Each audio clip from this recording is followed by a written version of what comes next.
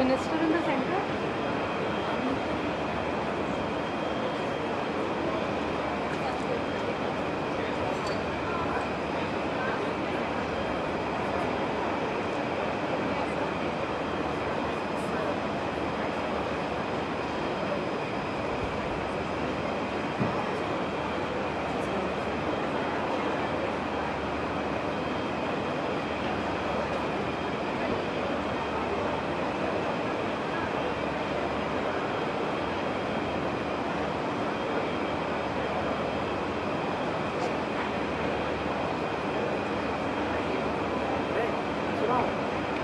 छोड़ दो सब छोड़ दो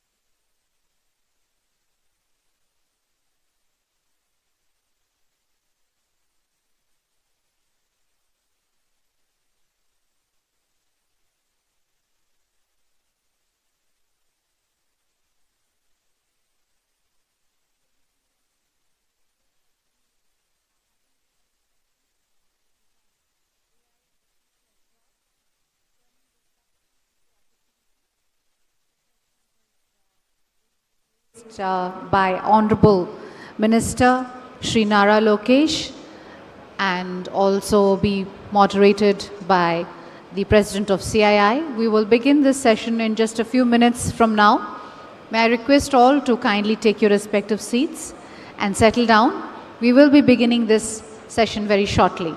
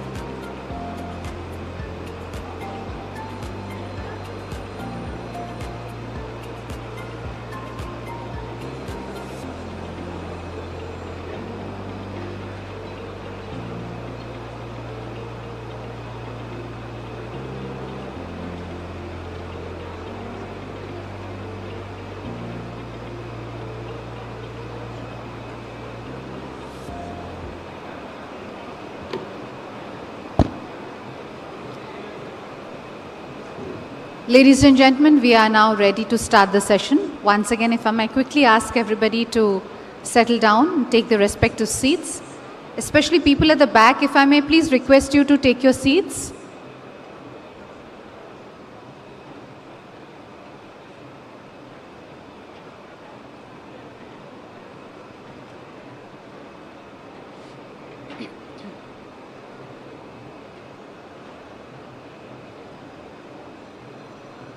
Are the result of our choices.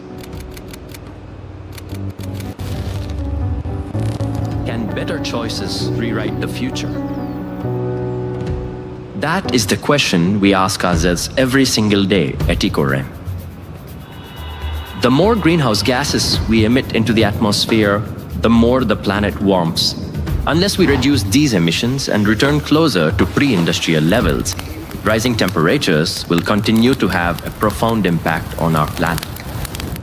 Today, electricity and heat production are responsible for roughly 30% of global greenhouse gas emissions.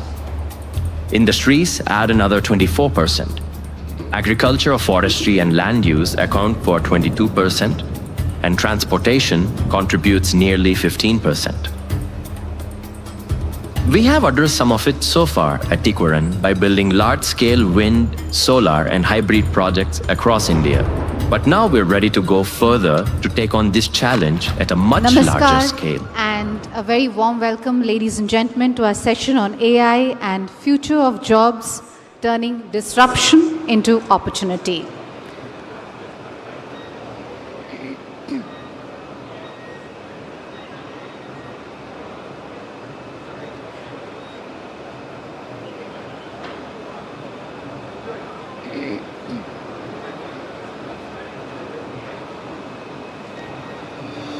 Ladies and gentlemen, please join me in extending a very warm and hearty welcome to Shri Nara Lokesh, Honorable Minister for Human Resources Development, IT Electronics and Communication, RTG, Government of Andhra Pradesh.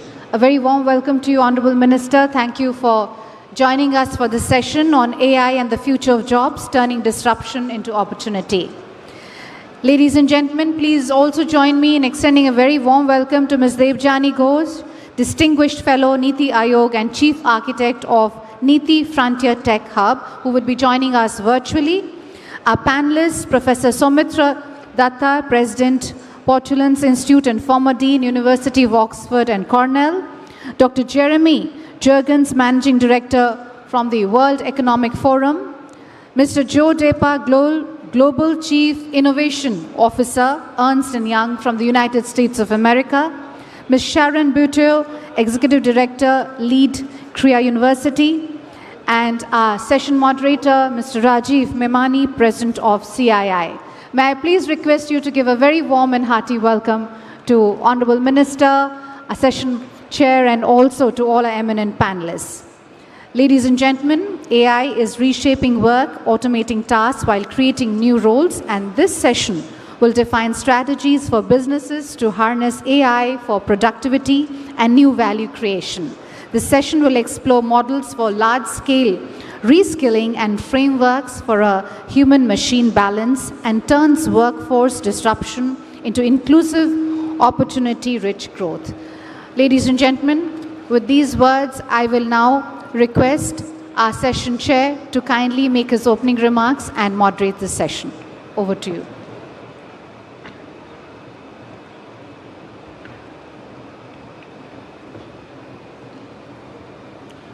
Good morning, ladies and gentlemen. A very warm welcome to this important session on AI and the future of jobs, turning disruption into opportunity. Artificial intelligence is no longer a distant concept.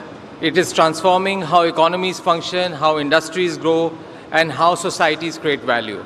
The question before us is not whether AI will change the world, but how we can shape this change into an opportunity for inclusive and sustainable employment. It is my privilege to welcome Shri Nara Lokesh, the Honorable Minister for Human Resource Development, IT, Electronics and Communication and Real-Time Governance, Government of Andhra Pradesh. Honorable Minister, we are honored to have you with us. Thank you very much. I would also like to congratulate you for your visionary leadership in making Andhra Pradesh a national hub for digital transformation. And in the last few days, having experienced what's happening, and interacting with you, your Honorable Chief Minister, I think what you're doing is way ahead of what many parts of the world are doing. So congratulations. And also for the landmark data center, the $15 billion investment by Google in the state, I think which will strategically so important to position AP as the future AI capital for India. A very warm welcome to Ms. Debjani Ghosh. She's on the screen here. Distinguished Fellow at Niti Aayog and Chief Architect of the Niti Frontier Tech Hub. She joins us virtually. She is a very well-known face, and her leadership in driving for India's frontier technology agenda and in building a strong foundation for AI-led innovation and competitiveness. I am equally pleased to welcome our other panelists, Professor Soumitra Datta, President, Portland's Institute, US, founder of the Global Innovation Index, and former Dean at Oxford and Cornell Universities. Mr. Jeremy Jurgens, Managing Director, World Economic Forum. Mr. Joe Depa, Global Chief Innovation Officer, EY. Ms. Sharon Buteau, Executive Director, Lead at Kriya University. The title of our session today is AI and Future of Jobs. For many, this phrase sparks immediate anxiety. Will my job survive? The narrative is often of replacement, fear, and a looming job apocalypse.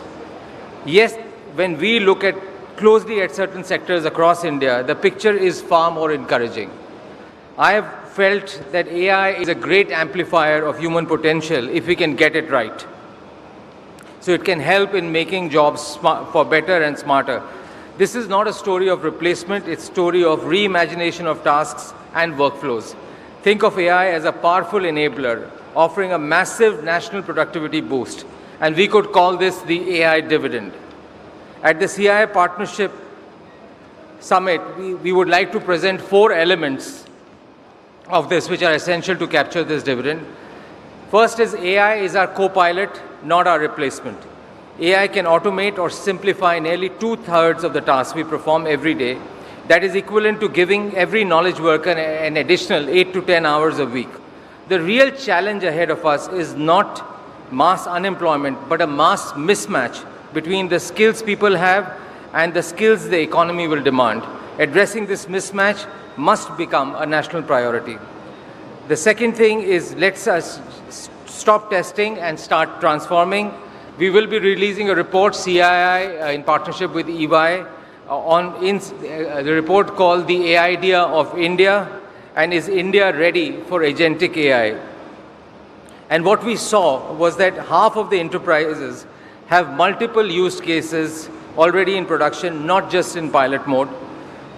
But more than 95% of companies spend less than 20% of their IT budgets on AI. And there is a lot of excitement in almost every organization to try and see how they can use AI, not only just for optimization, but also transforming their business models. And I think the state of Andhra Pradesh is probably a great example of how they are leveraging AI and data to make the quality of decision making much, much, much better. The third thing we are saying, partnerships are a foundation of success. Today, 4 of 5 industry leaders are partnering with platform providers and service partners, and nearly 60% are co-innovating with startups in generative AI. There are 3 kinds of partnerships which are very, very important. First is the innovation partnership between industry and startups, talent partnerships between industry, universities, and academia, policy partnerships amongst industry, regulators, and policymakers. The fourth thing that we want to present is skill is non-negotiable. Talent remains at the heart of this transformation. Almost 60% of the business leaders that we studied in the report are already experiencing difficulty in hiring the right AI skills. So reskilling is no longer just a matter for HR departments, it's a national mission. And we must ensure that we provide basic AI literacy to everyone, enabling safe and productive use of AI tools, build deep technical expertise in data, AI and AI safety, and create new roles for domain experts. In CII, we are working towards reskilling workers of a number of organizations through our Center of AI and our COEs on skills. Over 10,000 MSMEs have been trained on adoption of AI in the last 6 months alone. So these are some of the initiatives which we think are very important to make AI a transformational agent for India and a great enabler to India's success. I'll now invite Shri Nara Lokesh, Honorable Minister for Human Resources.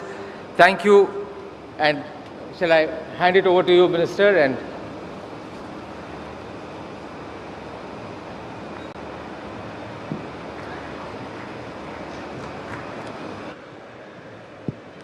thank you, Rajiv, for the wonderful introduction. I'd like to welcome all the panelists for coming here to Visakhapatnam. And I hope you got some time to enjoy, see the city yesterday. If not, at least do it today. So I think the theme of this particular session, I think it's exciting on one side and challenging on the other side. I have always believed that every industrial revolution has created more jobs than it has replaced. My take with AI and future of jobs is we either embrace it or be replaced by it. If you look at it, there are a few statistics out there that 14% of the global workforce has to be reskilled to adapt to the changes that AI is going to bring. I'm not here to alarm people, but I'm just here to say that this is the reality and how do we as society embrace, adopt to things that is ahead of us. The question is whether we will lead this transformation or we will be led by it. So there are 2 very fine distinctions between these. So as a state, we have taken a very, probably a different approach where we've come up with a 3-part framework. The first is, of course, reskill, redefine and reimagine. On the reskilling, it's very clear that by 2025, 97 million new roles are expected to emerge globally.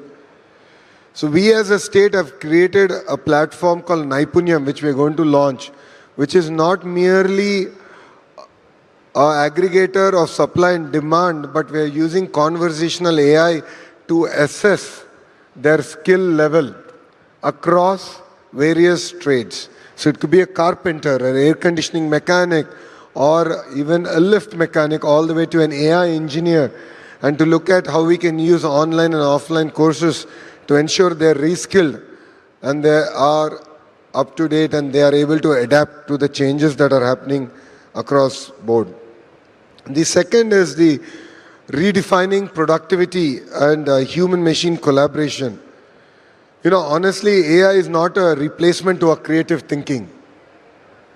So the other day I was in a university and we were talking about higher ed reforms. And the Vice Chancellor there was telling me that almost all the letters, permissions that the students give for availing medical or whatever leaves, they were saying that everything is out of a chat GPT this day and age. So my concern is our creative thinking cannot be outsourced to AI.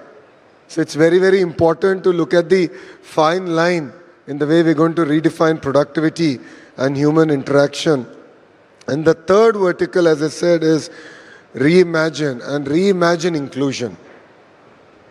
One challenge that I've seen every industrial revolution bring about is the divide between the haves and have-nots. And I'm genuinely concerned, and the Honorable Prime Minister of India, Shri Narendra Modi ji, has also raised this point multiple times, where the divide with AI should not grow. In fact, it should be a bridge and not a barrier for economic progress. So as a government, we are really excited on how we can use this AI revolution to bridge the gap between urban and rural and ensure that the underserved are really skilled. And AI enables us to build an amazing platform to do that. To sum it all up, the age of AI is here. It is not going to be a threat to humanity, but I believe it is an invitation to elevate humanity. And future will be built by us, by the thought leaders who are sitting here. I am a policy maker, I am a politician, I understand these two sectors quite well. But my ability to understand the corner of AI or where the turn is going to be is not there. But you understand this better. And all of us together should reimagine the way we're going to interact, the way we're going to do things together. And what we as a state here offer is a platform. A platform that will stand the test of time and politics, that will live its sense of purpose and ensure that the changes that we bring about is not merely cosmetic, but it's fundamental. And it will transform the way people of Andhra Pradesh, people of India will embrace and use AI going forward. So it's important that all of us ensure that future of work is not just about productive but purposeful. It's not just automated but augmented. It's not just intelligent but inclusive. Thank you very much.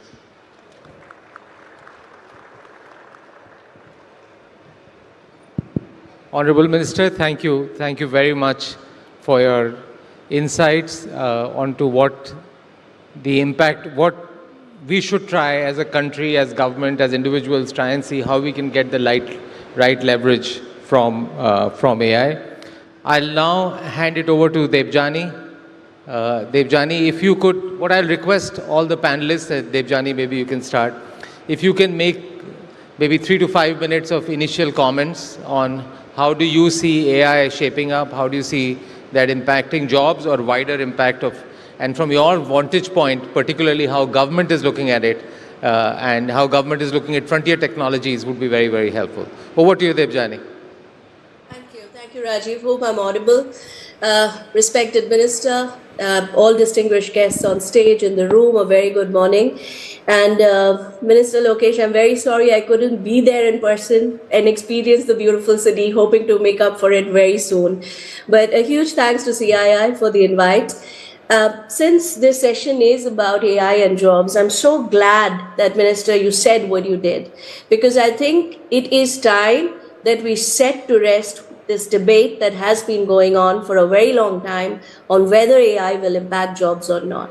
The short answer, yes, it will. And it is important that we acknowledge this upfront, because that's only half the story. We need to now focus our time, our energy to what really matters, which is the other half of the story. How can India turn this disruption into a massive opportunity? So, as you said, job transitions driven by technology, they are not new. We have seen them from the printing press, textile automation, computers. Every wave disrupted jobs, but they created many more. And sometimes they created better ones, most times actually. So the job disruption, as I keep saying, is just one half of the story. And to understand the full picture, the Niti Frontier Tech Hub, along with the industry partners, undertook a very detailed study of India's 8 million tech workforce, of which 6 million is in the tech industry, 2 million in other industries. And let me in these 3 minutes share very briefly what the key findings were. First, yes, jobs will be disrupted. Areas like software development, customer experience, call centers, data entry operators, etc. AI is already giving a 15 to 20% productivity gain. And we believe this will get to around 40 to 50% very soon. This, we believe, will lead to around a 2 million disruption in the tech roles in India in the next 3 years. But that is again only half the picture. AI is also creating an entirely new universe of jobs, but it's very different. The jobs that are getting created are very different from the jobs that are getting displaced. These jobs are far more specialized. So roles like prompt engineer, AI DevOps engineer, AI architects, none of them existed 5 years back. You go and search Google or whatever your search engine is to see when these names started propping up. They started coming up in 2022. And today, they employ thousands of people globally and in India.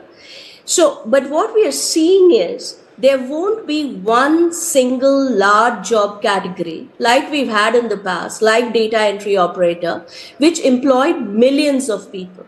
Instead, what we will have is a combined growth of many specialized roles, which we expect will expand India's tech workforce significantly. And our estimate is it will add around 4 million more jobs to the country in the next few years, provided the tech spend stay the course. That's a major assumption we are building in. And two, we are building the right skills in the country. So if we have to change this narrative, and I would sincerely request Andhra to take the lead in changing this narrative, the narrative has to shift from job loss to job transformation. And as we talk about job transformation, 3 things we need to look at. First, work will change. So we apply what we call a 3W lens. Work will change, as I've said. Second, workers will change. Today, a developer it's not going to be enough for a developer to just know coding. They have to know LLM APIs, for example. QA engineers will need to know edge case analysis, for example. So the job roles are changing, the worker roles are changing. And third, the workforce pyramid is changing. The routine entry-level jobs that you've had at the starting point, the end of the pyramid, these are shrinking. The mid-level jobs are getting way more specialized. And then there's a new top layer of hyper-specialized jobs that is emerging, AI architects, AI DevOps, etc., etc. And this is a shift we cannot ignore as we build out the skills framework. So I'll sum up by saying AI is not going to create millions of similar jobs, but it will create thousands of deeply specialized jobs, which will result in millions of employment for the country. And we believe that if we can act with urgency, coherence, our tech and CX workforce can grow from 8 million today to 12 to 13 million by 2031, positioning India as one of the world's largest AI talent powerhouses. But there is a need for coherence. And this is why the Niti Frontier Tech Hub, in its study, has recommended that we need a national AI talent mission, which is a whole of government approach that brings together the different skilling initiatives that exist in silo into a national effort. So in closing, the difference between job loss and job creation, I strongly believe, will depend entirely on the choices we make today. We have the talent, we have the scale, and I do believe we have the intent. So now what we need is urgency, collaboration, and unity of purpose. And Minister, as Niti Frontier Tech Hub, we would love to partner with you, with CII, to see how Andhra Pradesh, the framework that you're building, how that can create a framework for the rest of the country to achieve this purpose. Thank you very much. Thank you, Debjani. Very clear comments. I think very similar to some of the findings that we have in the report, that it's the nature of jobs that will change, and how, as a country, as a society, how we equip ourselves to be ready for that change will determine our future with AI. So thank you very much. I will now hand it over. Maybe we'll start from this corner here. Joe is my partner in crime in EY. He is based in the Valley. Just came here for a day. So Joe, it'll be great to share your perspective. You heard a little bit about where India is, but it'll be great to get your perspective on what's happening around the world, in the world of AI, in context of jobs and generally overall how the development is going on. Thank you, Rajiv, and thank you for the hospitality to CII. It's always amazing to be in India, and the hospitality of the people is something that I think is really special. From an innovation perspective, I think what's important is every single client and every single organization and every single government around the world is asking this same set of questions. The speed of technology evolution is something none of us have ever seen before. And so really there's three key components that are going to be required in this next wave of transformation. One is around the digital workforce. And when you think about the digital workforce, and we're in India today, what you're looking for is digitally native and AI-led workforce. India actually has the youngest workforce and the most generative AI usage in the world. So India is really well positioned from a workforce perspective. That's number one. The second component around the next wave of AI evolution is data infrastructure. So without data, there is no AI, and the data infrastructure is so critical. That includes everything from the infrastructure that the government sets up. It includes digital commerce, as well as the network capability that is in place. And again, India, I think, is leading the way from that perspective. The third is what we've talked a lot about already today, which is, I refer to it as the innovation muscle. So the innovation muscle means the training, the reskilling, the culture, the entrepreneurial spirit of the organization or the country is going to be actually, in my opinion, the most important component as we think about the future of jobs. Now, to be clear, and I think we've heard this today, I think every industry is going to have a massive transformation as a result of AI. Every industry will be impacted. We are seeing some industries impacted more quickly than others. For example, finance and professional services. Those jobs can be, those jobs today that are repeatable, they can actually be automated with agentic AI. But every industry, from manufacturing to healthcare to life sciences to consumer packaged goods, will be impacted by AI. So when we think about jobs of the future, what we think about is there's three components. Level one is humans plus AI. That's actually what a lot of us are experiencing today. We're using Copilot, we're using other tools and technologies to help us do our jobs better. Some productivity gains, some quality gains, but not significant change yet. What I think is going to be really significant is level two, which is where humans manage agents.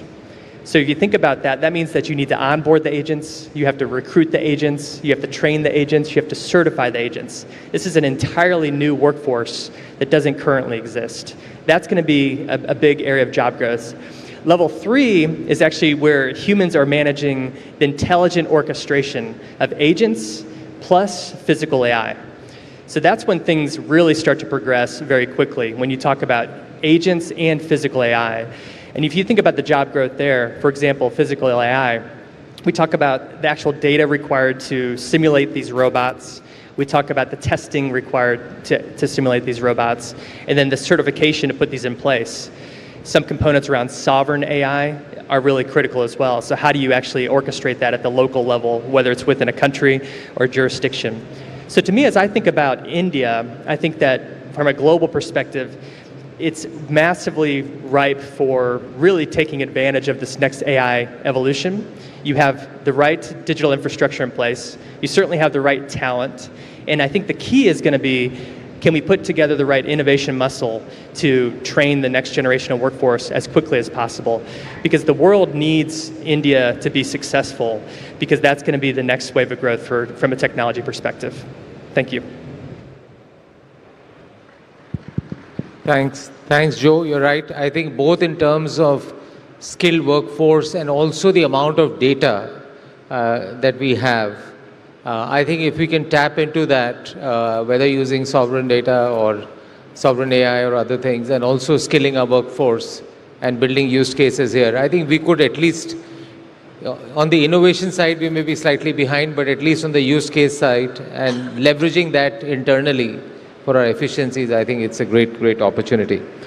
I'll now hand it over to Professor Soumitra Datta. He is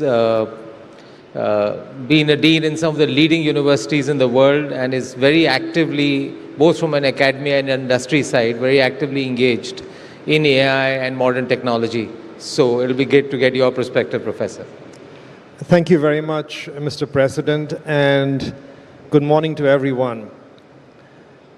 We have already heard a number of very interesting comments, so I'll just try and complement that with some perhaps slightly contrarian perspectives.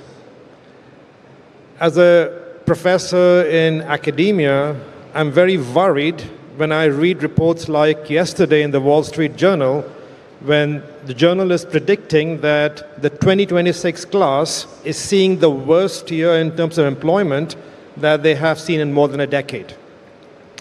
When I look at not just, for example, there's a lot of talk of reskilling, which is very important, I don't deny that, but what about the millions of young graduates coming out of university today? What about their jobs? What about their careers? I think these are very important questions ahead of us. Now, why do I raise this perspective? And just to get you involved a little bit in the discussion, let me just pose a question to you. And this is where I want you to raise your hand. How many of you think today AI, whatever you define as AI, is roughly equal to human capability, human intelligence, roughly whatever you define as that? Just raise your hand if you believe today we are roughly equal. Okay, very few hands. In 5 years' time from now, raise your hands. How many of you think will be roughly equal? Okay, many more. In 10 years' time, how many of you think? Pretty much everyone. Okay, thank you. Now, if you look at what human beings do, we do essentially 3 buckets of things. So we interpret patterns in data, whether it's marketing data, machine data, whatever. We create new patterns, creativity that you talked about earlier, and we form human relationships. Empathy, that's very important. Take the first part, interpreting data. Hands down, machines do it better. No question about that. Creating new patterns, creativity. Maybe you have a question mark on that, but believe me, today machines are almost as good in almost every domain. Now, you still have human designers in many domains, but they often are just orchestrating the output of machines, suggesting possible patterns out there. So machines are there or better than human beings in most of that area. You might argue and say empathy is just for human beings. That's what machines cannot do. Have you heard of a bot in China called Yonsei, which is the real-life girlfriend of more than 600 million Chinese males? Now, this is not a joke. This is a real-life implementation of the movie Her, in which the man falls in love with the operating system, released in 2013. Now, you might think, well, these are funny examples, but guess what? Bots are now being used for psychological counseling, counseling teenagers, people with mental health conditions, and they're actually often seen as better than human counselors. So what I'm just trying to say is that if you look at all the three dimensions, analyzing patterns, creating new patterns, forming relationships, machines are actually getting there. Now, if you look at what's at stake out here, so on one hand, you have the pressure to keep on automating, improving efficiency, and that's where we talk about AI being used more and more in industry, and that's very good. Productivity is an important goal to achieve. But we also have to think about humanity, because as machines and people become two equal resources, it is our decisions as leaders in industry and government about how do we build the balance between humans and machines. That is a very important notion, that decisions that we make will decide which way we tip the balance. Now, what is at stake out here? If you tip the balance more towards productivity, of course, in principle, you're helping the economy. And the pressure will be to, in fact, push the economy, push productivity as much as possible. That's one reason why you will see a lot of companies now slowing down hiring, a lot of companies, in fact, using AI much more to do different things in their own organizations. But the risk out there is if you go too hard on that pedal of productivity and economy goes up, you risk human dignity. Because we as human beings, our core, the industrialized society in which we live, a core element of human dignity is the ability to be able to earn a living, to be able to do a day's work, and to be able to put food on the table for the family. Now, how do you in fact balance the two is, I think, the most important decision in front of us. And I don't think, honestly, today that most companies, most national governments are really looking at that in a sensible, deep manner. Today, the often politically correct approach is, well, technologies are to empower people. It'll make you better. It'll make you, in fact, more productive. And that's politically acceptable. That's politically more sellable. Even in the tech companies, it is an easier sales argument to say that, well, technology will actually enable you and help you become better. What about the fact of large-scale unemployment? What about the fact when people don't have full jobs? That is not an unreal prospect. Look at what's happened in agriculture, manufacturing, and services. Agriculture, mechanization in the West, employment has shrunk dramatically. Manufacturing, go to the latest manufacturing shops, typically in anywhere in the world, the number of people employed has become very, very small. It's mainly robots, mainly machines. In services, today, of course, you have a lot of people employed, but the reason for that is mainly that humanoid robots are not yet at the price value point at which you can use them, replace humans. Because the cost ratio is just simply too high, the value ratio is too poor. So we're not yet at that point of replacement. What will happen in 10 years' time when humanoid robots will become cheap enough and good enough to replace replace a nurse, replace a hotel worker? That is the big question mark for us that we have to grapple with. So let me stop out there, but I just want to say that I think the real question, the real challenges out here that I don't think we are really fully addressing in government and industry. Thanks, Soumitra. Thanks for a slightly different viewpoint. And just on humanoid robot, that's where China is investing the most. So if you go to China, their largest investment in AI is not computational AI, but humanoid robots. So that change will also come much, much faster than what we are anticipating. I'll now pass it on to Sharon. Sharon is an executive director, lead at Korea University. Sharon, your opening remarks, please. Great, thank you.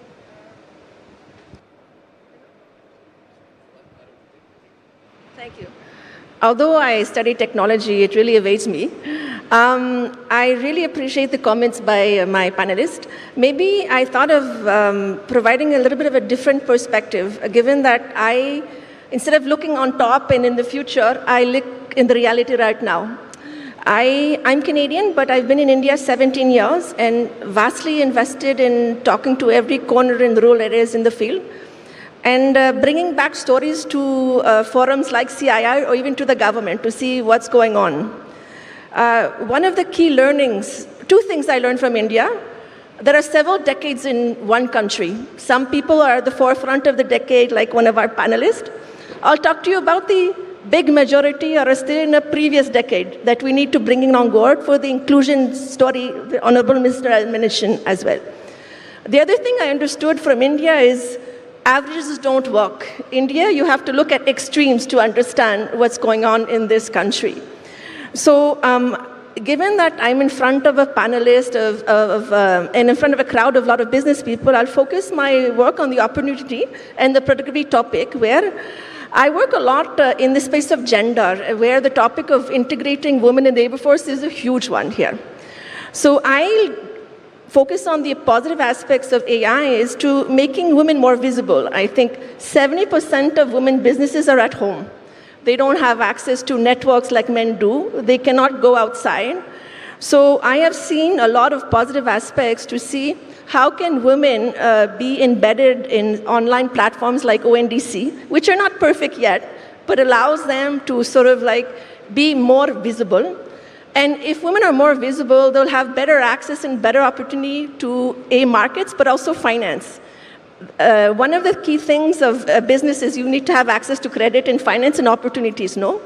So the opportunity offered by women is immense. I think women can have those digital trails, women can have access to networks and opportunity, and women could be more visible. So that's one aspect I feel that's very important. I think that would also increase a lot the work for women. The other aspect that I see as well that's a huge opportunity is digital-enabled work, where a lot of the women are frontline workers, where they're ASHA workers, Angawadi workers, and they're just starting to have access to digital to improve their productivity in their work. And that also trickles down to government. The quicker that these ASHA workers, these Angawadi workers, they are your data collector, the better that will impact also decision-making at the policy levels. For the Angawadi workers, you can see as well, the better they put the systems in the dashboard, the quicker the decisions the government can make. In a centralized perspective, knowing that India is very heterogeneous as well. Even ASHA workers, Angawadi workers. The other perspective that we see a lot is this: we don't think about the AI system, and this is the decade that's different than your colleague, is that I remember the first thing when we started digital AI work, we talked to the ministry matey, Mr. Krishna, our secretary. Actually, the first task he asked us to look us in the PLI scheme, the Samsung and things like that, where the government of India gives a lot of money.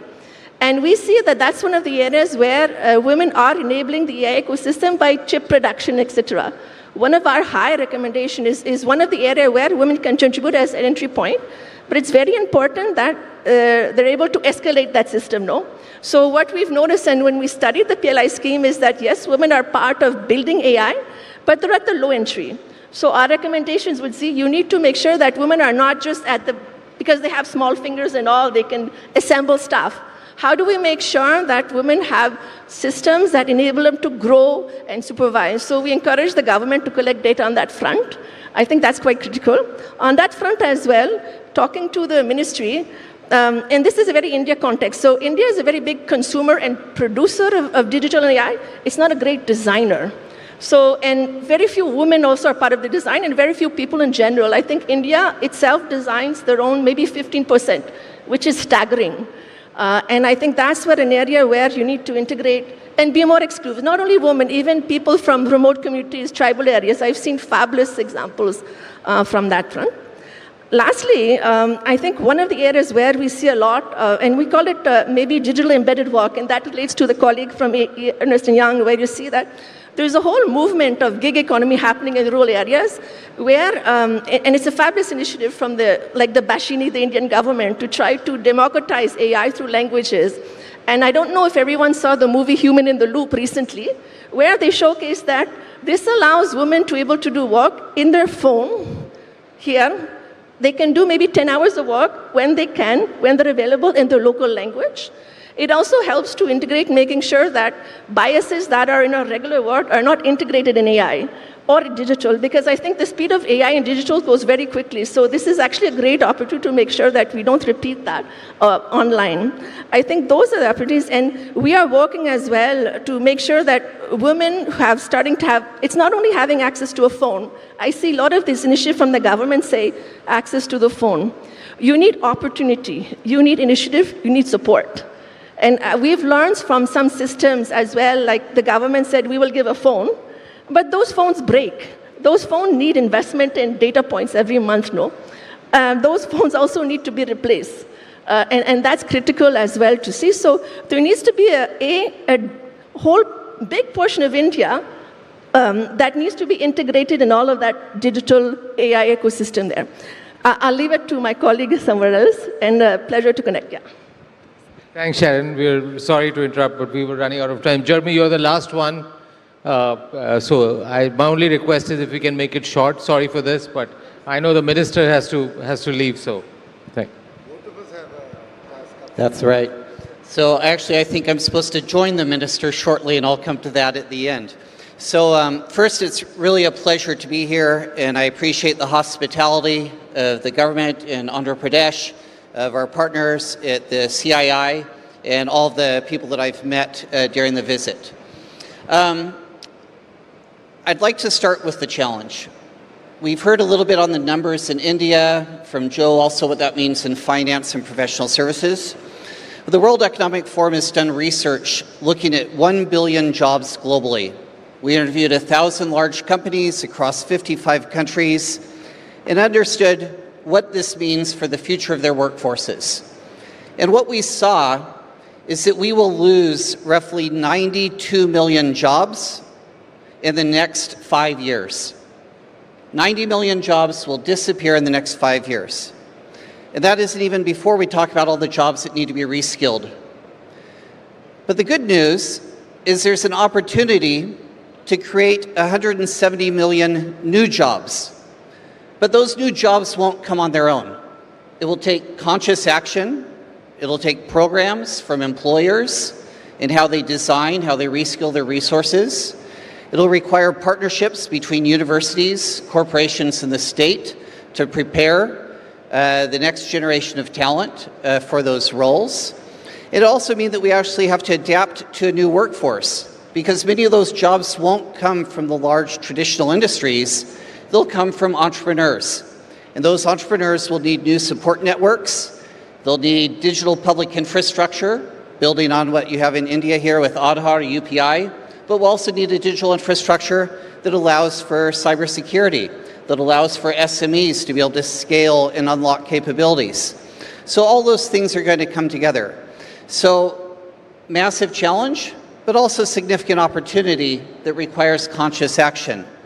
Now, one of the reasons I'm here today in Andhra Pradesh is because we think that Andhra Pradesh will be a hub for this future vision of how to create an economy that brings dignity and opportunity to employees. We look at programs like the Naipunyam with the expertise that'll actually have a skills database that we can actually train workers. We'll be launching today a Center for the Fourth Industrial Revolution, focusing on energy and cybersecurity. Because before you get to the AI and before you need the data, you need the energy to actually power the data centers, to power the algorithms. And you also need to make sure that it's secure. And this is one of the reasons we focus on cybersecurity. There's roughly 4 million jobs that are in shortfall today in cybersecurity. So this creates an opportunity for new workforces, new roles, and new opportunities. And last is we really appreciate, I think there's roughly 70% of the graduates here in Andhra Pradesh are focused on STEM roles.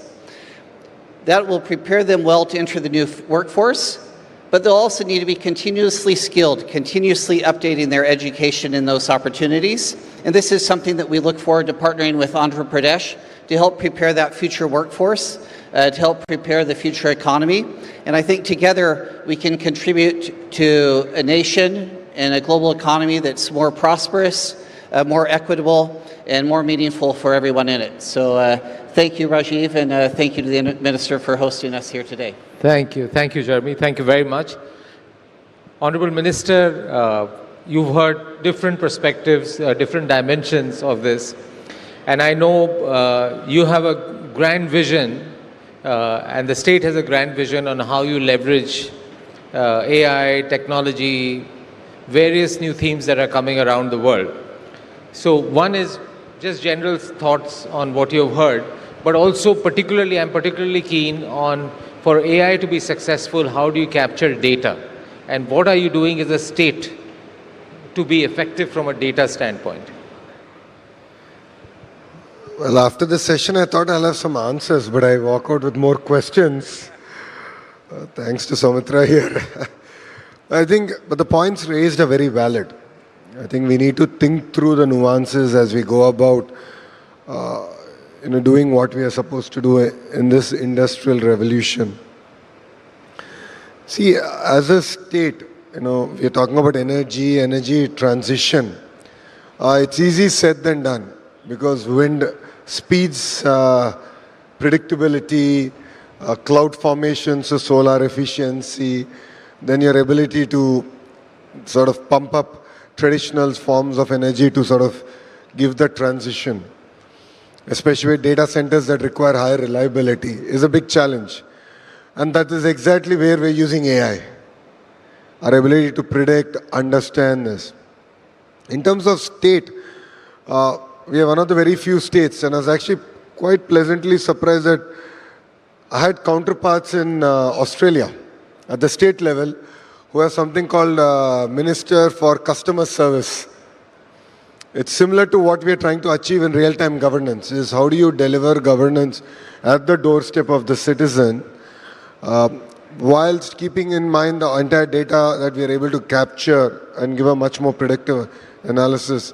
So a great example of that is how we've handled the recent cyclone, which we thought will be a lot more intensive, but our ability to understand where it's going to land, the speed at which, the track, we were far better than the other institutions out there because we have over a period of time built those data sets, we are able to hone on those data sets, and that will again be very core to us as we go forward. So as a state, we are continuing to collect the data points that are relevant for us to ensure better governance delivery. But then yes, we also have to keep in mind the ethical framework on how this data is going to be used and not be used against underprivileged sections of the society. So that's equally going to be important. And that is why we have something called the Core Data Authority that has the framework in place to ensure that this is not used against them. But then honestly, I think all of us sitting here are just trying to understand what is AI, its implications on humanity and how it's going to change our lives here. Definitely 5 years from now, maybe the 35th Partnership Summit that we're going to do here, I think we'll come back and reflect on whether we got our predictions right or we were off. I think because all of us here are pretty much guessing where we'll be 5 years from now. Thank you. Thank you very much. I think we are run out of time. I think only thing I probably like to add, Honorable Minister, and hearing everyone, very insightful comments from all the panelists, is it is a reality, and the question is, how do you make the most of it? I mean, you can see half full, half empty. Different people can have different perspectives.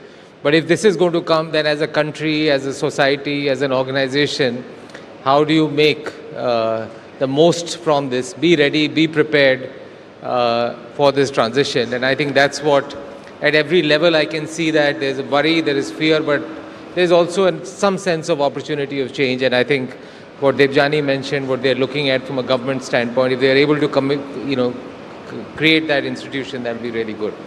So before I let you go, CII, in partnership with EY, we have put together a report, and we would be really grateful if you could launch the report, which captures the present state of agentic AI in India. May I invite Mr. Chandrajit Banerjee and Mr. Hari Balaji, leader EY India's Center of AI Excellence, to please come on stage for the release of this report. Ladies and gentlemen, this report is on AI. Is India ready for agentic AI?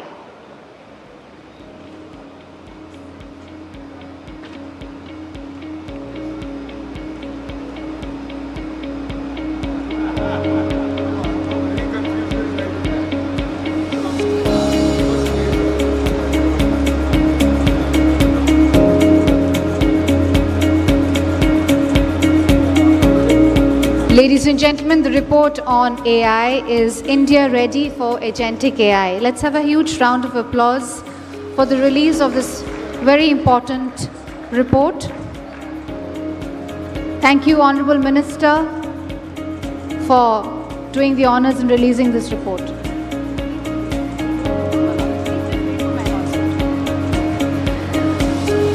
Ladies and gentlemen, may I please invite Dr. Mrs. Suchitra Kela, Vice President of CII and Co-founder and Managing Director of Bharat Biotech International Limited, to kindly come on stage. We have the MOU exchange between CII and Bharat Biotech Limited.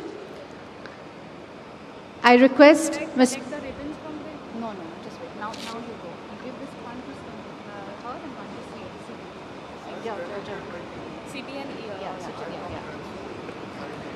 I'll request Mr. Chandrajit Banerjee, Director General of CII, to kindly join in for the MOU exchange. Ladies and gentlemen, this is between CII and Bharat Biotech Limited.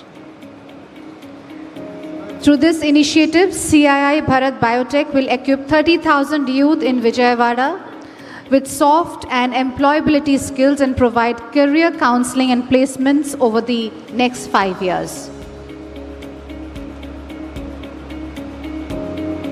This is being done under the gracious presence of our Honorable Minister, the MOU's exchange between CII and Bharat Biotech Limited.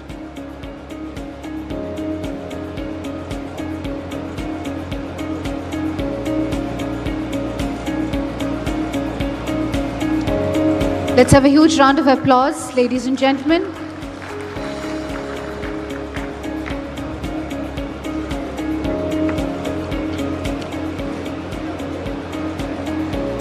We will now present the mementos. May I please request President CII to kindly do the honors in presenting the mementos.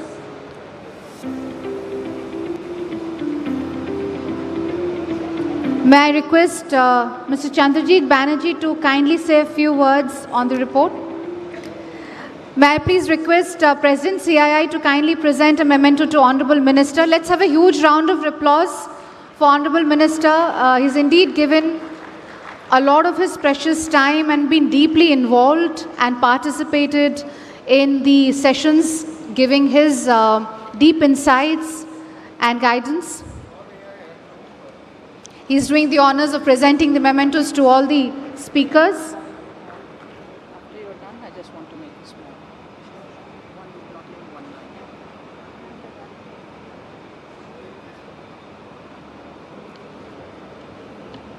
I request our speakers to kindly come forward.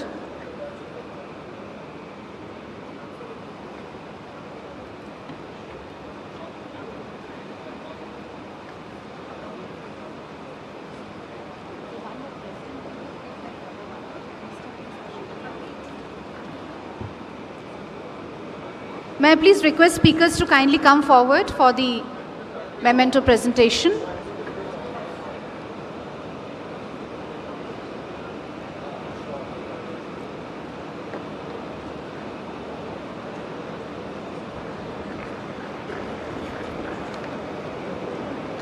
May I request Ms. Sharon Buter to please come forward for the memento presentation.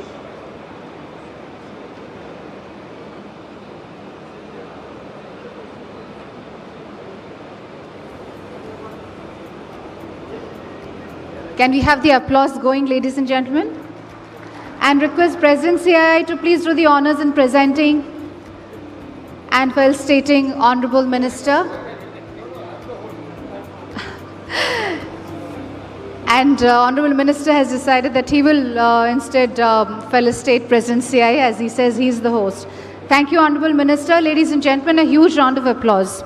Before we conclude this session, I just want to invite Dr. Mrs. Suchitra Kela. She would be saying a few words regarding this very important MOU exchange. Madam, may I please request you to say a few words?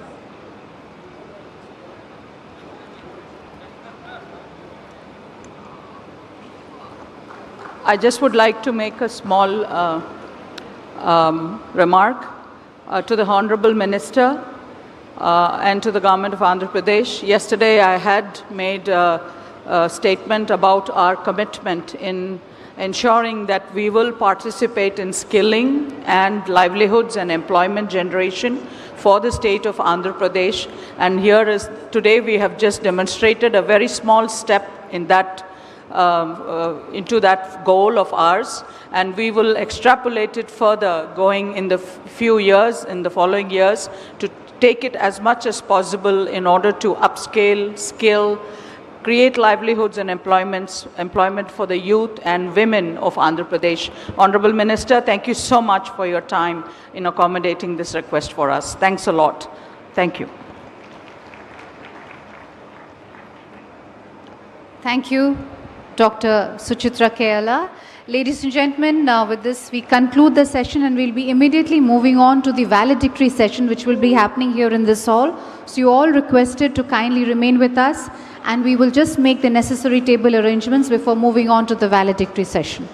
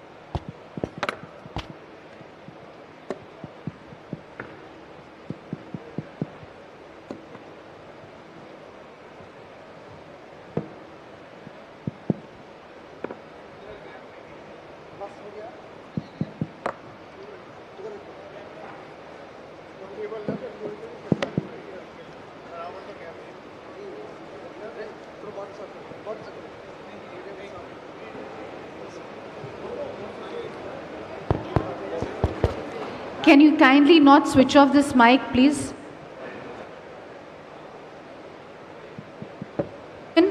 We are now going to start the valedictory session. May I please request people onto my left not to crowd this area? We have the Honorable Chief Minister arriving in just a few minutes to this stage. So I'll request people onto my right, onto my left to kindly clear this area, and also people at the back, if I may request everyone to kindly take the respective seats.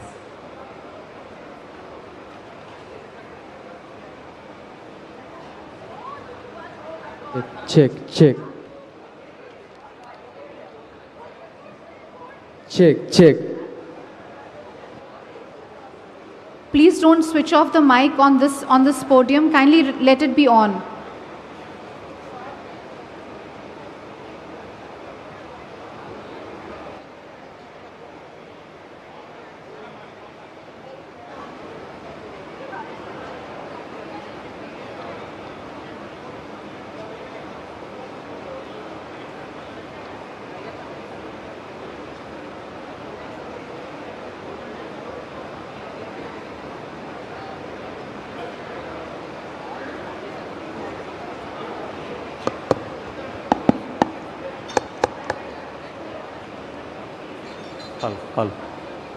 Hal. Check, check.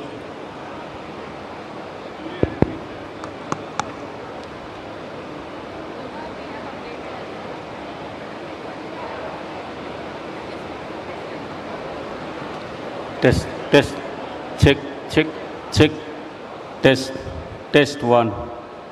Test one.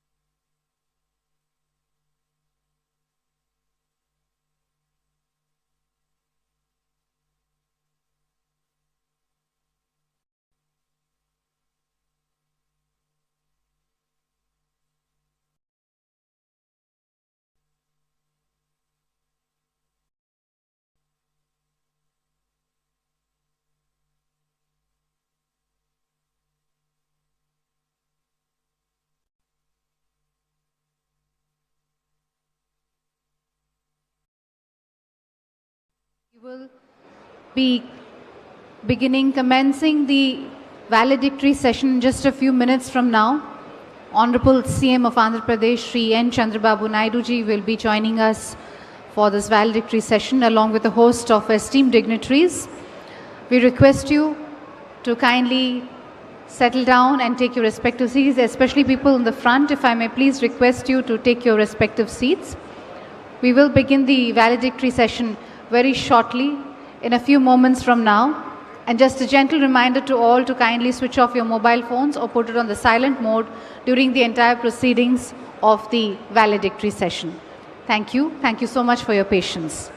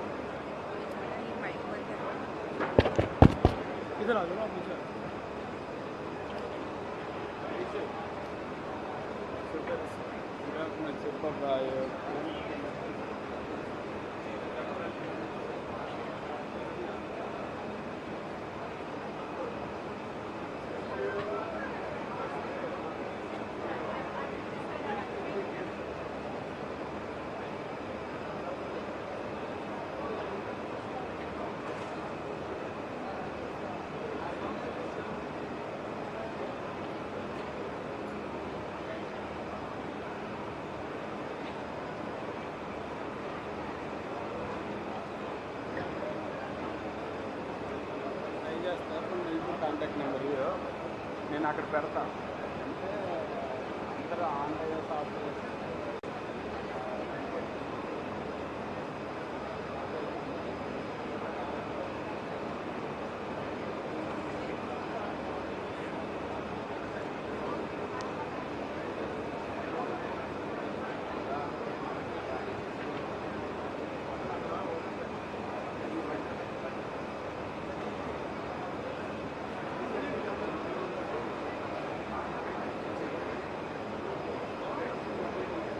I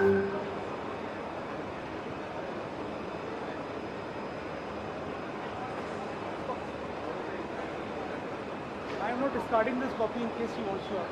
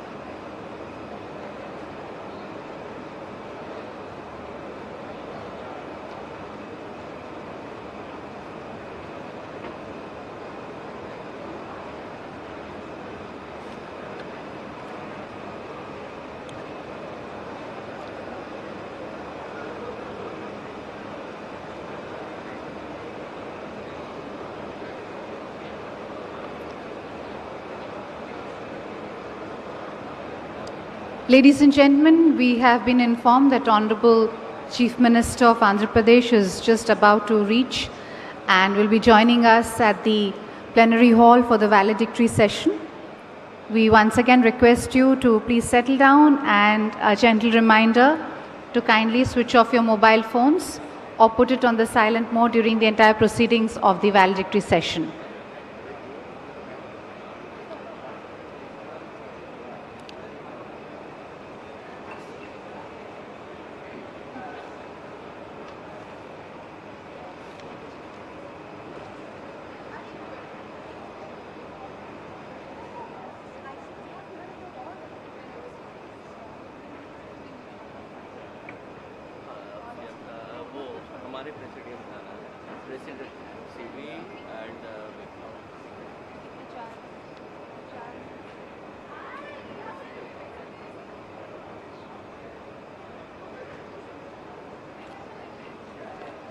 A very warm welcome to our esteemed dignitaries who have joined us for the valedictory session.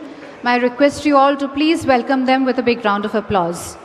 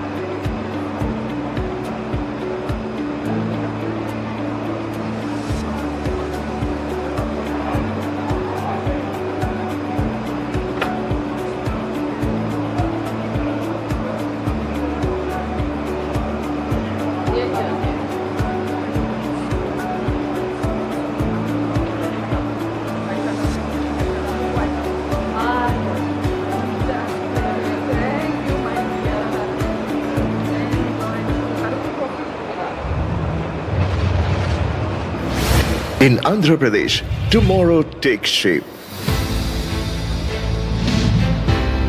Here, the ordinary becomes extraordinary. This is Andhra Pradesh, shaping the future.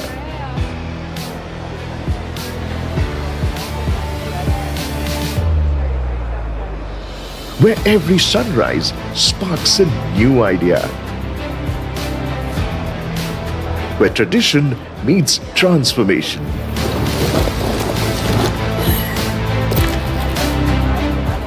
Where imagination becomes infrastructure. From water, we build resilience. From energy, we build hope. This is where impossibility turns into invention. Where quantum dreams power real worlds. The future is engineered here. From AP to AI, we power intelligence with intent, where data learns and dreams accelerate, where innovation becomes identity. From textile looms to turbines, from food to future tech, we make in Andhra Pradesh. Today, we build for tomorrow in electronics, aerospace, and space.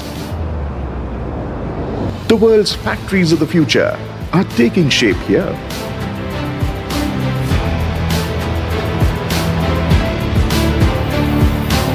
Our ports, rails, and roads drive growth.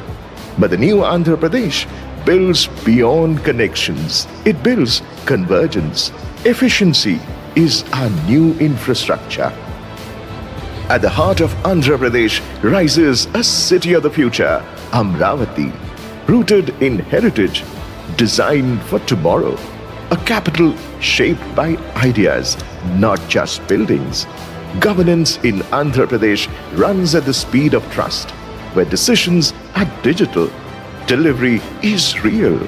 Swarna Andhra 2047, a promise powered by people and led with vision.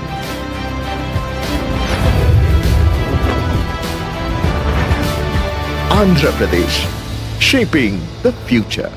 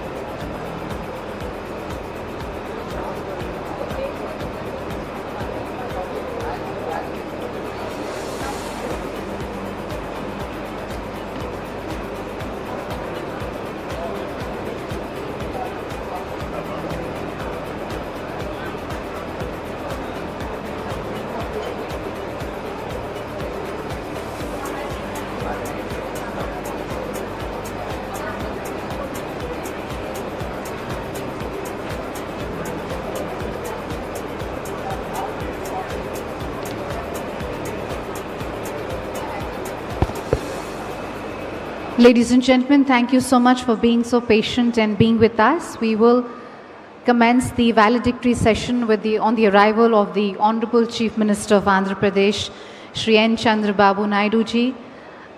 He will be joining us in just a few moments from now, and then we will commence the valedictory session.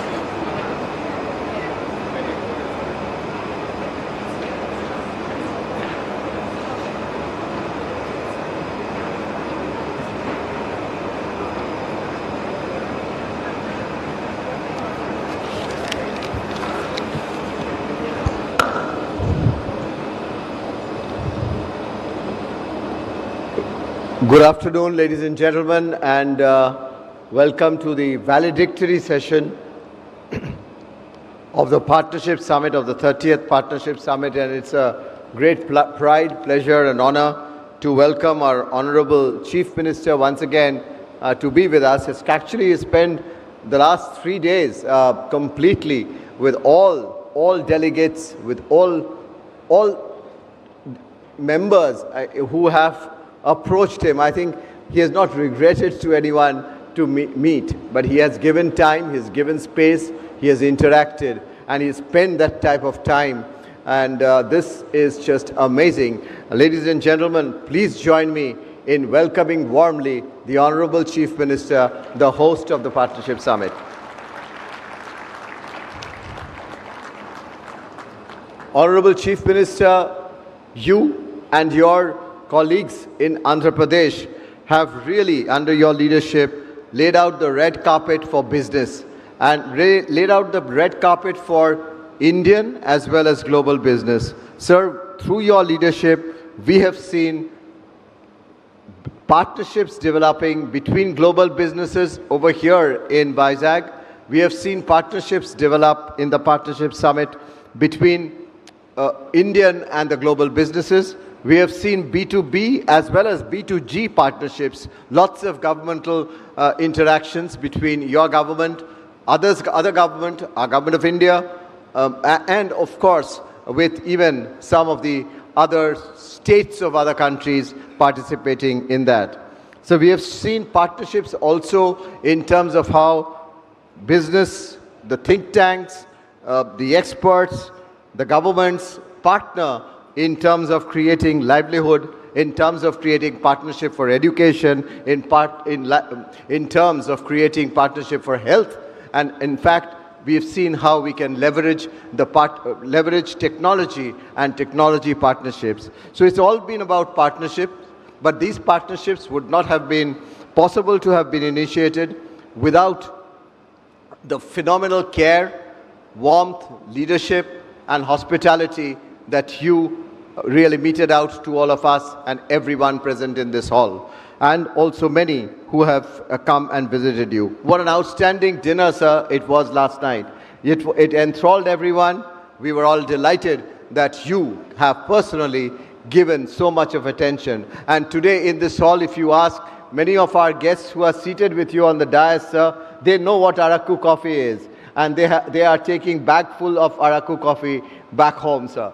So with that, ladies and gentlemen, we'll hear some of the feedback from some of our countries who are present here as to how things went and how it is. And then we will, of course, listen to our Honorable Chief Minister. With that, ladies and gentlemen, once again, thank you very much for being with us for the last 2.5 days, which has been outstanding. Your participation has been the most important part also of this beautiful journey which we have embarked upon in terms of looking at India and looking at Indian states positively. Thank you very much.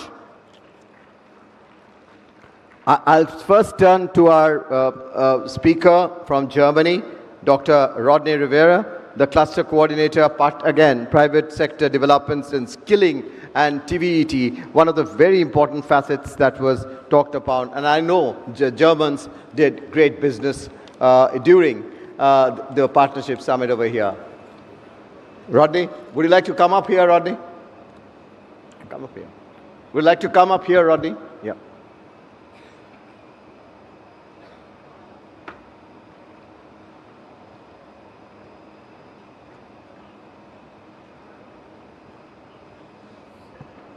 Thank you, and good afternoon to everyone, Honorable Chief Minister and fellow panelists. It's a great honor to be here. It's been, in my view, a very great event. We have managed, along with my team from the GIZ, to meet with a good number of very active and very interested businessmen. So from that view, it's been a success. And the GIZ has been and will continue to work in Andhra Pradesh. I think we currently have 7 projects or 8 projects ongoing in the state. We have a project, for example, working in agroecology to reduce the carbon impact of rice farmers. We have a project that is working on the 500 gigawatt target for renewable energies in India. I think we heard that AP has set the target of 160 gigawatts from this state alone. And for that, we have been here to make connections for the platform for investment in renewable energies that the German government and the Indian government has launched last year. We are building that up to help the state to reach its ambitious targets. We have other projects that are ongoing, and we look forward to continued great cooperation and great work with the government of AP. For the CII organizers, I just have to say hats off. It's been a very, very impressive logistics operation that they have done. They have brought together leaders from all over the world, in fact, to help to promote business and to bring business forward in the development of the state. And thank you once again for inviting me. Thank you very much, Rodney. I'll stay with Europe and go to Netherlands, the Netherlands-India Chamber of Commerce. Chair, may I request Dr. Edith Nordman. Edith, please.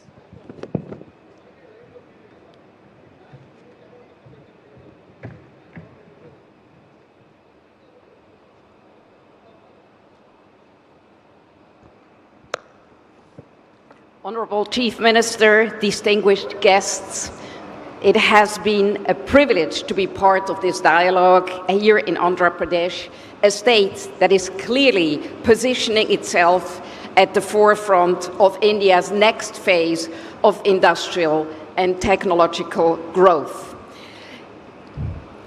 The government here distinguishes itself with the Chief Minister and his ministerial crew that they are willing to listen to the business community and the entrepreneurs.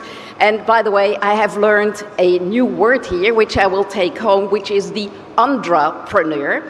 And this vision really is not only a vision showing it, and that's definitely something that I'm bringing home back to the Netherlands, that it is amazing to dream, to have a vision, but this government and this chief minister is also making it happen. He has shown to have done it, and he will do it again. And our politicians can definitely learn from Andhra Pradesh and these inspiring leaders. And it is highly appreciated and seen how vibrant and energizing the atmosphere is here, because quite honestly, to tell you the truth, when I first heard that the CII Partnership Summit would be in Andhra Pradesh, I first didn't understand until I reached here and I sensed the energy. And I'm sure that we from Europe not only can learn from this political leadership, but also do a lot of business together, bringing Europe and the Netherlands and Andhra Pradesh together and making it happen, because this is really where not only the ease of business is, but definitely the speed of business. And I've never heard and seen a state that says we will listen to you and make sure that the laws will adapt in a way in which we will make business possible. And that's something which is highly inspiring. I want to thank this enormous leadership, this inspiring leadership, and also CII for bringing the summit here. It has been highly inspirational, and I'm energized going back and taking business back to Andhra Pradesh. Thank you very much. Thank you very much, Edith, for those wonderful words. I now turn to the other part of the world and go to another friend of India, Jody McKay, the Director of Australia-India CEO Forum and Business Council of Australia. Thank you very much, Tandrajit. I want to start, Chief Minister, by acknowledging you and thanking you so much for hosting all of us here today on behalf of the Business Council of Australia. Just the energy that has been demonstrated by this state in terms of moving forward economically has been so inspiring. We are an MOU partner with the Confederation of Indian Industry, and so this partnership summit is important to us. To you, Mr. Banerjee and Mr. Menon, thank you so much for the friendship, the commitment that you give us as a partner of CII. We are greatly appreciative appreciative of that. And that is important because our two governments are engaged right now in negotiating the second stage of our free trade agreement. That is only possible when you have business working together. This could not have come at a better time for us because our Consul General, who is here with us today, hosted Minister Lokesh in Australia 3 weeks ago. I was very fortunate to be able to take him on the beautiful Sydney Harbour with our wonderful Harbour Bridge and Sydney Opera House, and I know he was impressed. But I come here and I see the beauty of Andhra Pradesh and your coastline, which is just breathtaking. So it's not just the beauty of this state, it is also the economic potential and the hunger that Andhra Pradesh has demonstrated to take forward this state. So again, Chief Minister, I thank you and the Andhra Pradesh government for hosting us. On behalf of Australia, thank you to all of you. Thank you very much, Jody.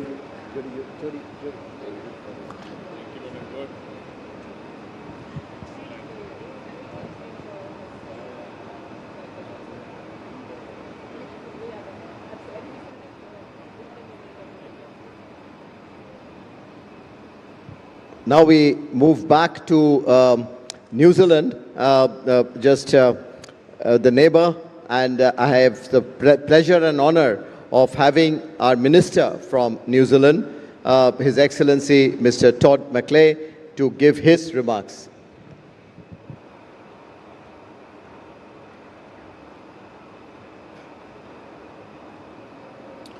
Well, namaste, kia ora, good afternoon, and may I also start by thanking you, Chief Minister, for the gracious hospitality not only you and your government have shown us, but all of the people of this beautiful city and this wonderful state. It didn't take me long to get here, only 30 hours on the aeroplane from New Zealand.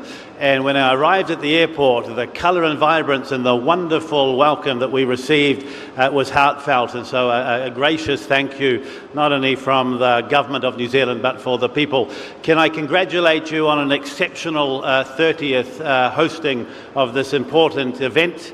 It really is known around the world for being exceptional and driving great thought and direction when it comes to trade and some of the challenges that we face. But for my part, what I enjoyed the most today was the solutions that have been dreamt of, the opportunities that have been spoken of, and the real bonding that happens between the many of the countries that are here. Chief Minister, I think 19 trade ministers from countries around the world have been here in your city over the last couple of days. And each of them will go home not only with great memories, but an opportunity to talk about the real opportunity that exists here in India for the whole world. As with my friend from Australia, New Zealand is now deep in negotiations with India for a free trade agreement. My good friend, Minister Piyush Goyal, the Minister of Commerce and Industry, was in New Zealand just a week or so ago for negotiations, and I'm so grateful for the invitation to come up here so soon afterwards. The government of New Zealand was formed not quite 2 years ago, and this is my 6th visit to India during that period of time. So much that some of my colleagues think I have an apartment here somewhere that I'm living in. But we're coming because the relationship is important. We see great opportunity to cooperate. Our governments think very similarly. We are working together well on the world stage. We want to land a high-quality free trade agreement that is well-balanced, that is respectful, and offers opportunity for every single company and every single person in India and every single company, business, and every person in New Zealand. And so we're committed to doing that.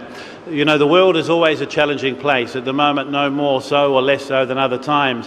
But it is when governments come together and show direction, focus on solutions to the challenges that we face, that we enable the business community to stand up and do what we need to, which is trade with each other, form very strong, warm relationships, and grow economies that are good for people. So can I again, Chief Minister, thank you for your gracious hospitality, the way you've made us feel so welcome, the way you have hosted every single person that's come to this conference over the last few days. And I go back to my country to talk to my Prime Minister about the significant opportunity I see here and why we were so right to decide to build that relationship, and why this 6th visit won't be my last. I'll be back many more times. Kia ora, thank you.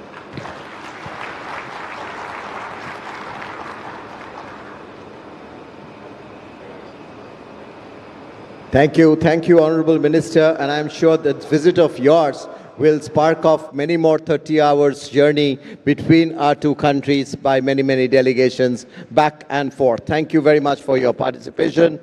I was moving to US from New Zealand, and we were also to have here the Japanese delegation, but they had moved about 50 kilometers away from Vizag to go to a plant, and they said that whether they need to come back. We said they need not, and so therefore we don't have them because they were very keen to speak. But therefore now I come to the last but not the least, my old friend Rick Rosso from USA. Rick, do talk about your experience with Andhra, which has been a long-standing one. Rick from the India and Emerging Asian Economies Center's chair.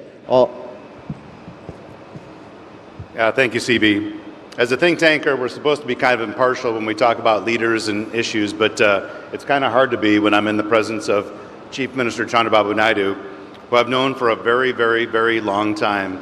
Back in 1999, when I was with the U.S.-India Business Council, we organized a significant foreign investors forum in Chennai. And we had all these great Southern chief ministers just as we began to see the South begin to take off. And think about that all-star cast. S.M. Krishna, A.K. Anthony, Karnanidhi. But one leader stood taller than all for his vision, for what he wanted to do for a part of the country that not a lot of people are paying attention to. 1 year later, I was in Hyderabad, my first trip to Hyderabad, in charge of the business delegation that was accompanying President Clinton for that visit. And to see that one single tower hosting the event with CII, and it was such a deep partnership we had with CII in those times, to see that one cyber tower, but again, the vision about what Hyderabad could become, and to go back 5 years later and see indeed that vision had really come to pass. We're talking a lot about business here as well. But I remember, part of the reason that Hyderabad was chosen over other southern capitals was not just for the business interest, but Chief Minister Naidu was willing to cut the ribbon on, I think it was the country's first HIV clinic. And that was part of the reason that President Clinton chose that, because it wasn't just business. It's people to people, it's health, it's so many other reasons and issues. So here I am, my first time in Visakhapatnam, and hearing some of these investments, seeing some of the investments that are coming in, it is not hard to imagine that 5 years from now, this place is going to blossom just as we've seen other capitals blossom. Feels to me like Andhra is imminent for liftoff. Thank you, Mr. Chief Minister. Thank you, Rick. Thank you very much for those remarks and really going back in time, which means a lot and which shows continuity of commitment. Sir, now we turn to you, sir, the Honorable Chief Minister of Andhra Pradesh, the host chair of the Partnership Summit.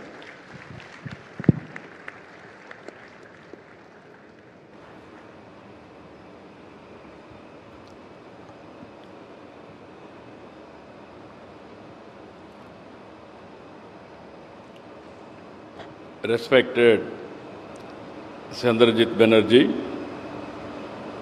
Director General, Confederation of Indian Industry, His Excellency Mr. Todd McLeay, Minister for Trade and Investment, Agriculture and Forestry, and Associate Minister for Foreign Affairs, New Zealand, His Excellency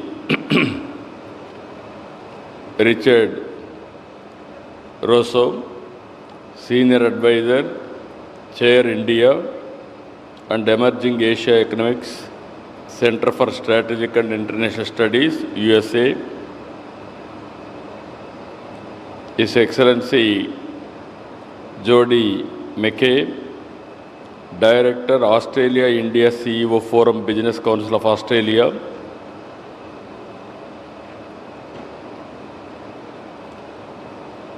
respected Edith, Managing Partner, ACG International and Chairman, Netherlands, India, Chamber of Commerce and Trade, and also respected Rodney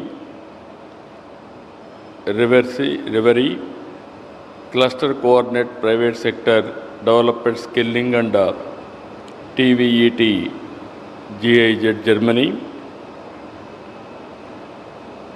Respected Rajiv Memani, President CII, Suchitra Yalla, Vice President Confederation of Indian Industry, and friends, for the 2 days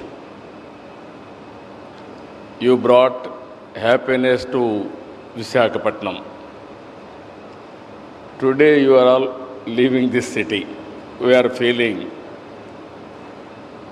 very, very disappointed. You have to stay some more time here. You brought happiness and pleasure, and also we are very happy for your visit to our city. By this time you have experienced our hospitality. In India, I can say always, one of the most beautiful city, Visakhapatnam. No other city is comparable to Visakhapatnam. One side sea, one side hills, and also beautiful people also. I am confident nobody created any problem for you. That is the confidence I am having on people of Visakhapatnam. For the last 1.5 days up to evening, I am very happy to see that 30 ministers have come from different countries. 67 plus sessions, parallel sessions we have conducted. We have discussed business issues, social issues, and also even company to company B2B meetings also. I am confident CII has to confirm to me. You conducted so many meetings. I am very happy to announce this is the best meeting CII has conducted so far. It is at far Davos. Always our meetings so far, we used to discuss investments. Partnership means only MOUs. This time we have changed that agenda. Exchange of ideas, knowledge, what is happening globally, what you have learned each others. 3,000 delegates have come. More than 650 overseas delegates. 60 countries participation. 700 B2B meetings. Yesterday morning I told one thing. We have to learn each other, understand each other, respect each other culture. I am very happy. Yesterday I have seen from Australian VIPs having Indian saris. I am telling you, you are looking more beautiful than Indian saris than Australian dress. I am very happy. I am seeing Counsel General also. She was, yesterday I have seen her. She was looking very nice. I am very happy you respected our sentiment. That too Mangalagiri sari. By wearing Mangalagiri sari, you have become now brand ambassador for Mangalagiri saris for viewers. I really appreciate you. This is what I wanted to do always. All of us, global citizens, different parts of the world, but every country is having their own culture, legacies, sentiments. If we respect small gestures, it will go in a big way for global good and also global harmony. Apart from all these things, I wanted to reinforce now, India started economic reforms in 1991. Mid-90s, IT revolution has come. First mover advantage taken by Indians. Third one, we are having an advantage of demographic dividend. This advantage will be there another 25 to 30 years. All countries are facing aging problem. Only India is going to have this advantage for another 20-25 years. If you manage population management,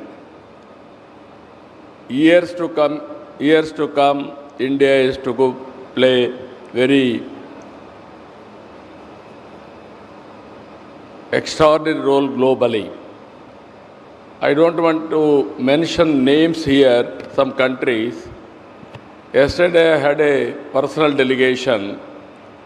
Some countries represented to me, we are having problem of our technical labor.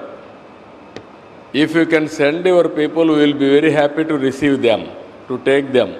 Even by giving skills, training, everything they wanted to recruit better skills for their countries, salaries, everything. That is the strength of India. And also in India, as on today, very strong leadership. Yesterday I told you, our Honorable Prime Minister is enjoying trust of the nation. People are supporting. Yesterday elections, that is an indication. 202 seats, he has won. All elections is winning. In India, so many countries we are watching, there are problems of leadership. India is having stable leadership and very, very progressive leadership.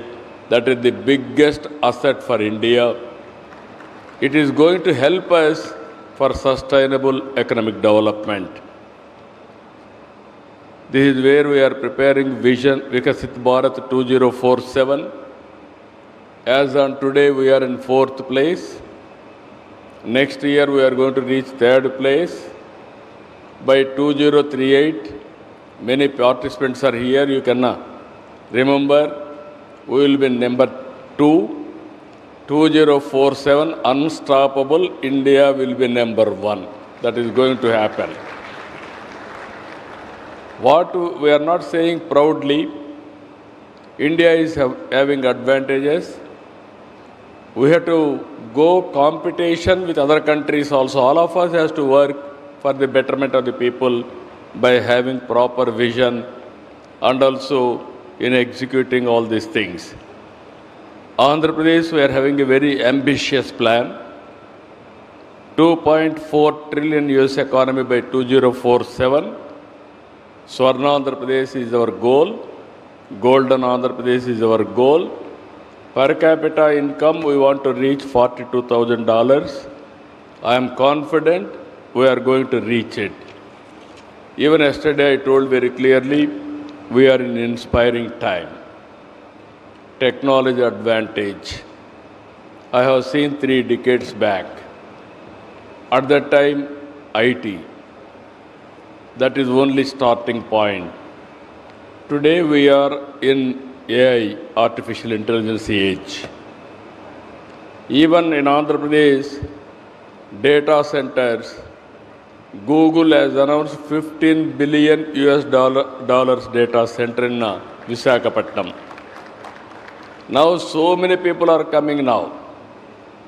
That is where, if you can see, Andhra Pradesh can provide green energy and also cost-effective price. Nearly 5 to 6 gigawatts data centers are going to come here. Lot of demand. That is how things are happening. All technologies, blockchain, everything has come. Even quantum computers have come. You can see today, one example I am giving you. My government is totally on IT-driven governance. We are having data lake. Every citizen, every family, everything will be online. We are having Aadhaar. That is a big advantage, biometrics. Even central government data we are integrating. I can take decision real time basing on merits. I can communicate real time. I can execute real time. That is through WhatsApp governance. Even if you see here, why I am saying we are in inspiring time, historical data is available. Everyday data is updating. And also real-time data we are collecting outside, either temperature, humidity, reservoirs, water levels, groundwater, soil moisture, wind direction, wind quality, everything we can collect it now. I can take decision, I can communicate to the last mile real time. All 700 services I am providing on real time. No citizen need to come to office. Now all corporate offices were watching. Because of data center, corporate offices are going to become redundant. Data center, artificial intelligence, tomorrow quantum computers, automatically it will compute, it will be communicated to the last mile. That is how changes are going to happen. We are leading in the changes in a big way. The day will come, personal medicine, and also precision in agriculture, and also micro management of everything. These are all the order of the day. It is going to happen in future. With all these things, I am confident, all of you, I have taken a very good advantage out of it. One is your presence I am really appreciating, and also I have done very good business also. For the last 2 days, I am able to get 13 lakh crores investment, and it is going to generate 1.3 million employment, that is 13 lakh employment.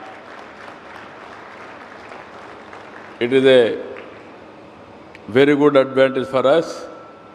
By seeing this success, next year also, yesterday I announced one major decision in the country.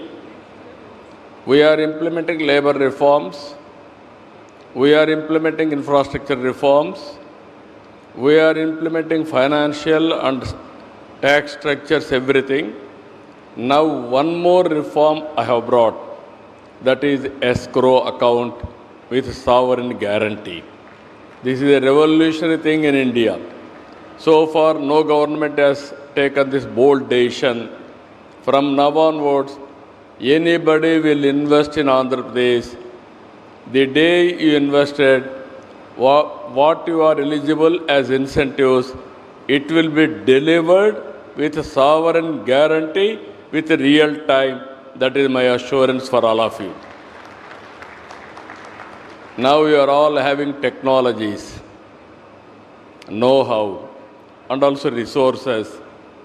I asked you yesterday morning, sign one MOU with us, test our capacity, then you can move forward.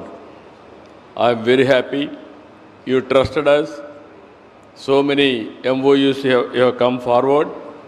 And also we are going to, I promise all of you, 100% we are going to clear real time. And at the same time, what all I am talking here, we are going to implement in toto. I am very happy you enjoyed Aruku coffee and also our hospitality. Yesterday evening also you have seen our dinner.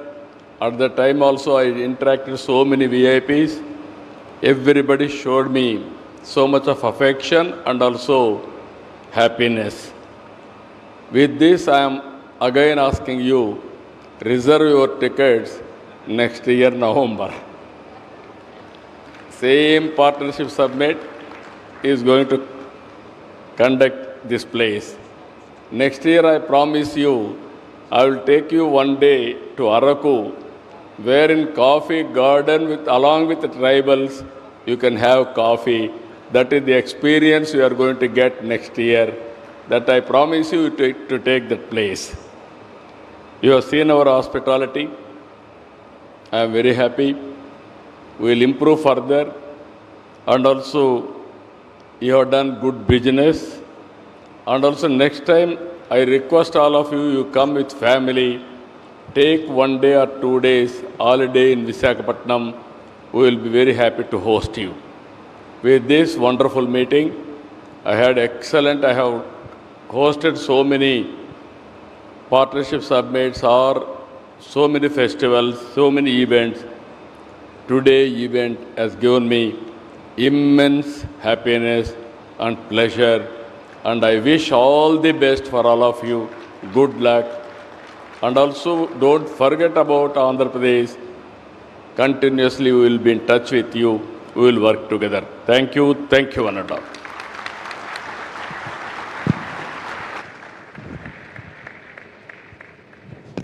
Thank you very much, sir. The Indian business, along with the businesses from overseas, have benefited a lot.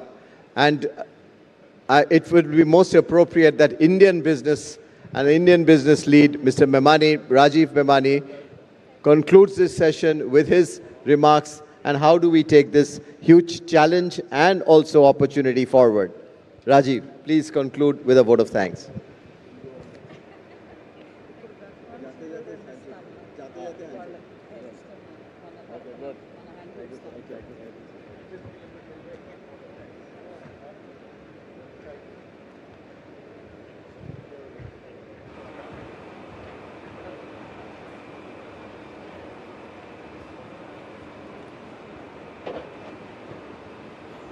The Honorable Chief Minister, thank you so much. You have showcased India and Andhra Pradesh in the most spectacular way. For all the businessmen, policymakers, investors, I think it's been a great experience. Thank you for what you mentioned to CB, to CII as this being one of the best events, and partly it was that because you helped and you mentored in curating these events.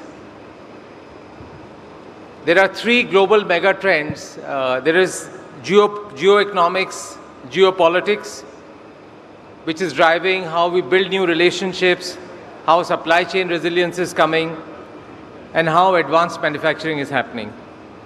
There is the second mega trend around AI and technology, and the Chief Minister mentioned about what's happening in that space most eloquently in India and also more so in Andhra Pradesh. And the third mega trend is around sustainability and energy transition, whether it's the entire supply chain, whether it's green energy, solar, green transition, hydrogen. And in all these three areas, if we look at the entire curation of the policy that has been led from by the Chief Minister, by his office, by his team, I think the entire learning process and what's happening in India, what's happening in Andhra has come out very, very clearly. And I had mentioned to the Chief Minister what I have heard from everyone who has signed MOUs. So this is just a warning notice for all the people who are signing MOUs. So as industry, as CII, we are trying to collect feedback. What is the feedback that we can provide to the Honorable Chief Minister for all those people who have signed MOUs in the last 1 year, 12 months? And what are the suggestions, what are the improvements that we can provide to him? And the uniform response that we got was, please don't give him any more ideas. Please don't give him any more thoughts. He's running ahead of us. We are blessed to have a country where the aspiration of the political leadership of the country, whether it's India, whether it's Andhra Pradesh, is far more than the people of the country. And I think that we are blessed as a country, and the purpose and the vision that you have and the honesty of that purpose and vision that you have, Honorable Chief Minister, that gives you the energy and the clarity to execute things. So as citizens of India, as citizens of the world, we are most grateful to have leaders like you, and we feel blessed. Thank you very much. May God provide you with greater energy, greater vision and greater vigor so that collectively as a team, we can help you implement the vision that you have for the betterment of the country, betterment of the world, and betterment of the citizens. Thank you so much. Really appreciate it. Thank you very much. Thank you.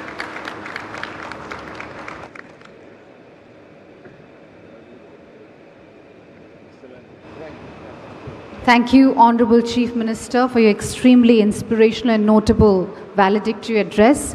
Your deep involvement, commitment, continuous guidance and encouragement has been the founding stone for this resounding success of the 30th CII Partnership Summit. Honorable Chief Minister, may I kindly request you to present the mementos to all our esteemed foreign dignitaries on the dais. Sir, may I request you to kindly present the mementos to all our esteemed dignitaries on the dais. And I request our foreign dignitaries to kindly come forward for a photo op.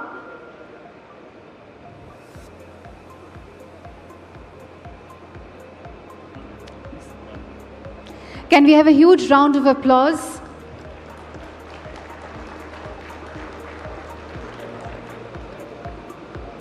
Felicitating our foreign dignitaries with a memento as a token of our gesture, as a token of appreciation.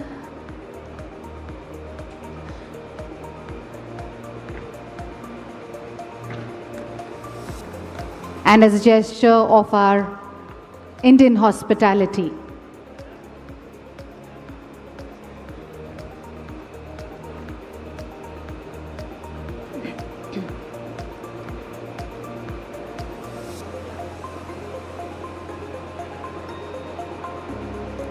May I request our foreign dignitaries to please come forward for receiving the mementos from the hands of our Honorable Chief Minister.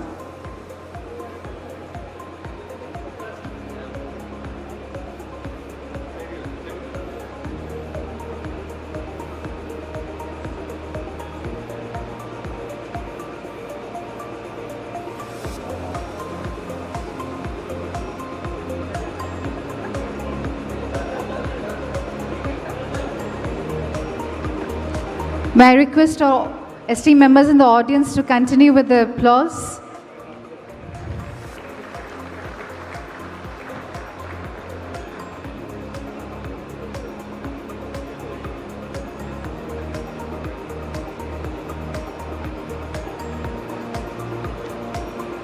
May I request other foreign dignitaries to please come forward.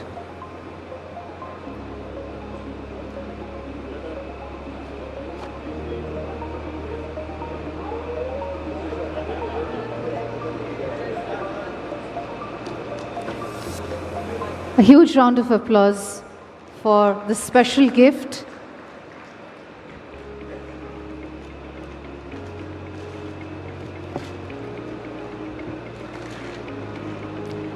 And it's a beautiful handloom sari being presented to our honorable dignitary, and it is indeed so beautiful.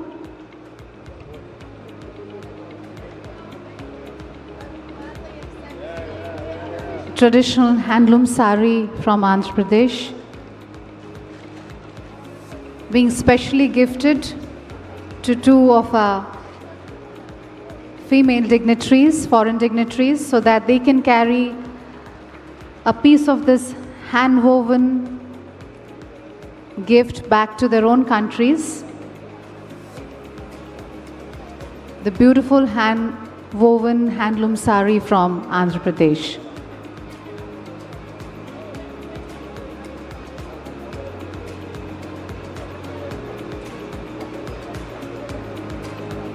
I request our other distinguished dignitaries to kindly come forward to receive the mementos.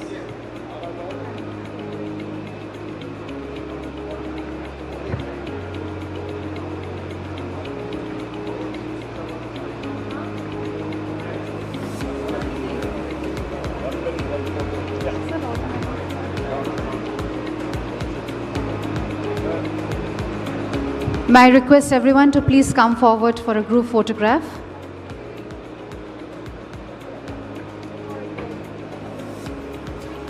Ladies and gentlemen, let's have a huge round of applause. We come to the conclusion of the valedictory session, and once again I'll request everyone to have a huge round of applause for Honorable Chief Minister of Andhra Pradesh for his unwavering support for this resounding success of the 30th CII Partnership Summit. Thank you, Honorable Chief Minister. With this, ladies and gentlemen, we will break for lunch. We will have the next session right here at the plenary session at 2:30 p.m. We request you to join us back for that session on civil aviation. Thank you.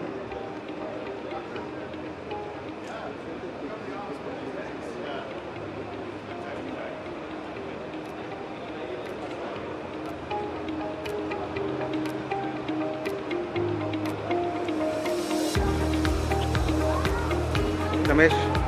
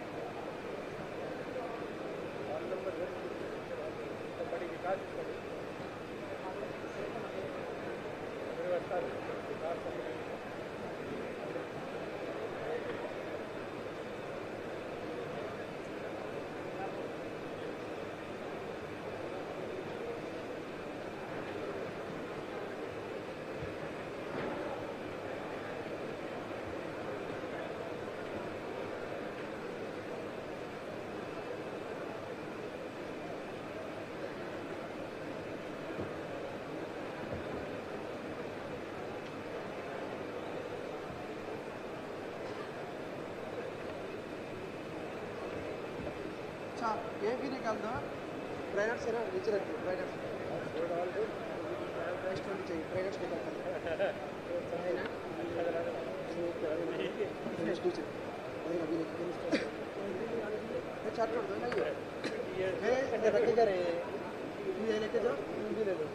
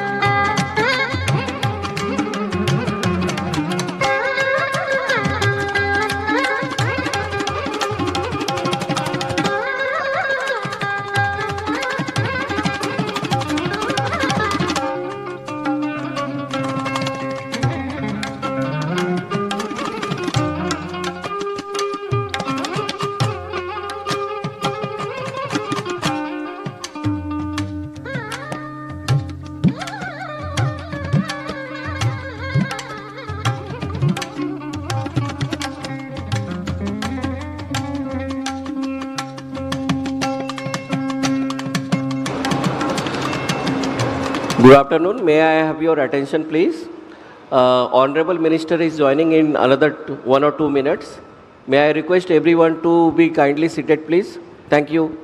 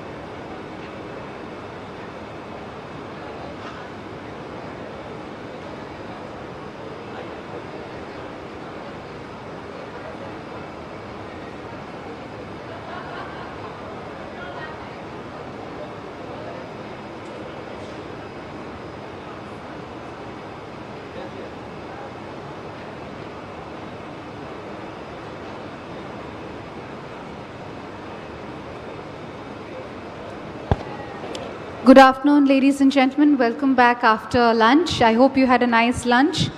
We have the standalone session with the Honorable Minister of Civil Aviation, Shri Kinjarappu Rammohan Naidu ji. We will begin the session in just a few moments from now. We'll request you to please settle down, take your respective seats, and enjoy the session.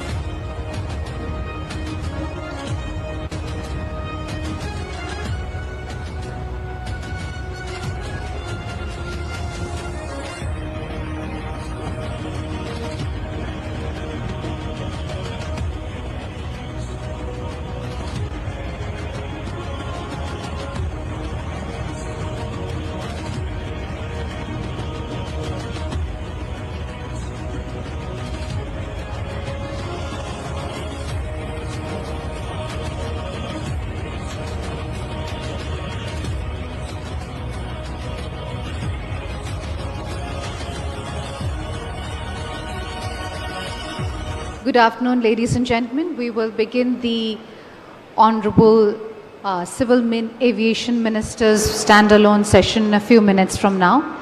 Request you all to kindly take your seats and settle down. We will be starting this session in just a few moments from now.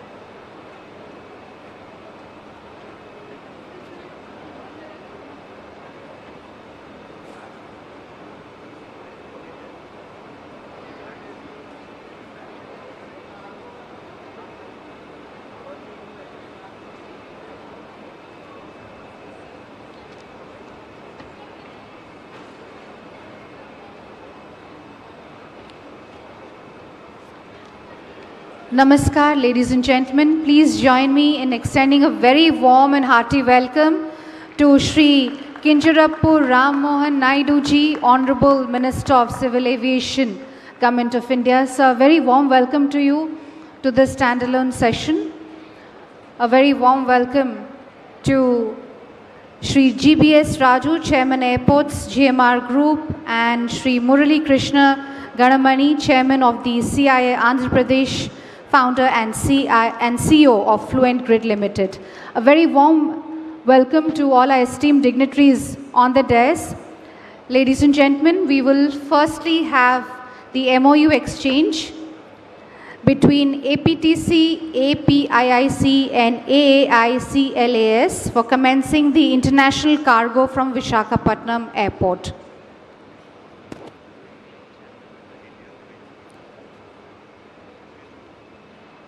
May I please request Chairman AI to please join us on stage for this MOU exchange.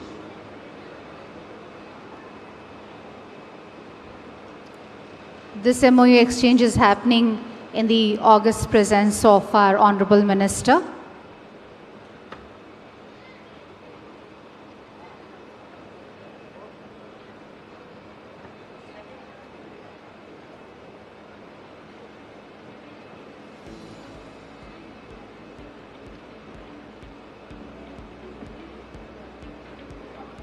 Can we have a big round of applause as a gesture of encouragement?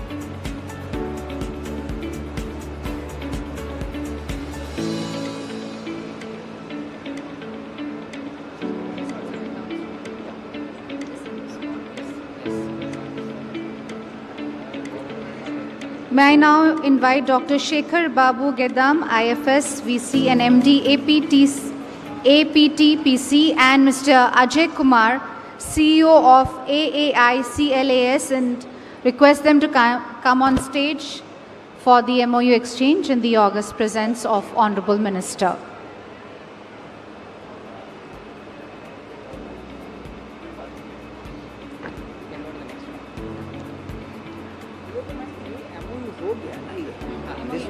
Now next one, this one, FTO.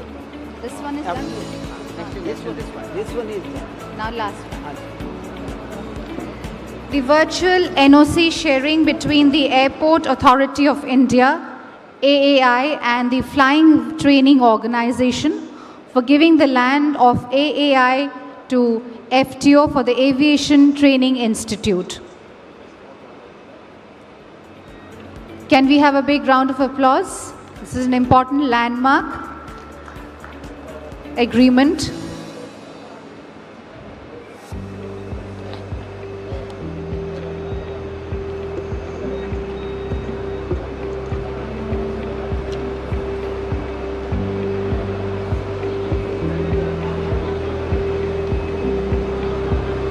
Thank you, Honorable Minister, for guiding and supporting these MOU exchanges and agreements.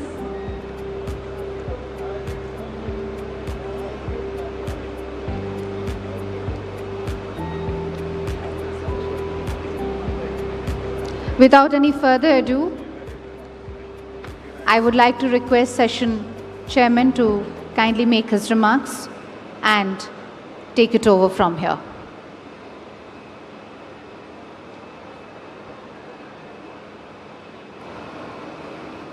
Shri Kinjarapu Ram Mohan Naidu, Honorable Minister for Civil Aviation, Government of India, Excellencies, Shri Silai Zaki, who is Consul General from Australia, the Chairman, Airports Authority, other distinguished delegates, ladies and gentlemen, good afternoon and a very warm welcome to this special standalone session at the 30th CII Partnership Summit. It is both an honor and a privilege to host the Honorable Minister of Civil Aviation, Mr. Kinjarapu Rammohan Naidu. He is truly the son of the soil, the youngest cabinet minister in our cabinet, a leader, a very dynamic leader with great humility, and I would say that he is truly an ambassador representing the state of Andhra Pradesh and reflects the true passion and spirit of the speed of doing business with great, passion and urgency. As you all know, the theme of this year's summit, Technology, Trust and Trade, Navigating the New Geo-Economic Order, which has been received very well. There has been a tremendous response, a lot of positivity created across every stakeholder, be it the investor community, the business leaders, the experts, thought leaders, innovators, all alike. And we just concluded the summit session a little earlier with the Honorable Chief Minister. So aviation is not just about connecting destinations, it is about connecting aspirations, as we all know. It connects economies and opportunities. And today, India's civil aviation story mirrors a national growth narrative, ambitious, resilient and rapidly evolving. Over the past decade, Indian civil aviation has undergone nothing short of a transformation under the visionary leadership of our Honorable Prime Minister, Shri Narendra Modi ji, and translating that vision into action and reality is our young and dynamic leader, Honorable Minister Shri Rammohan Naidu Garu.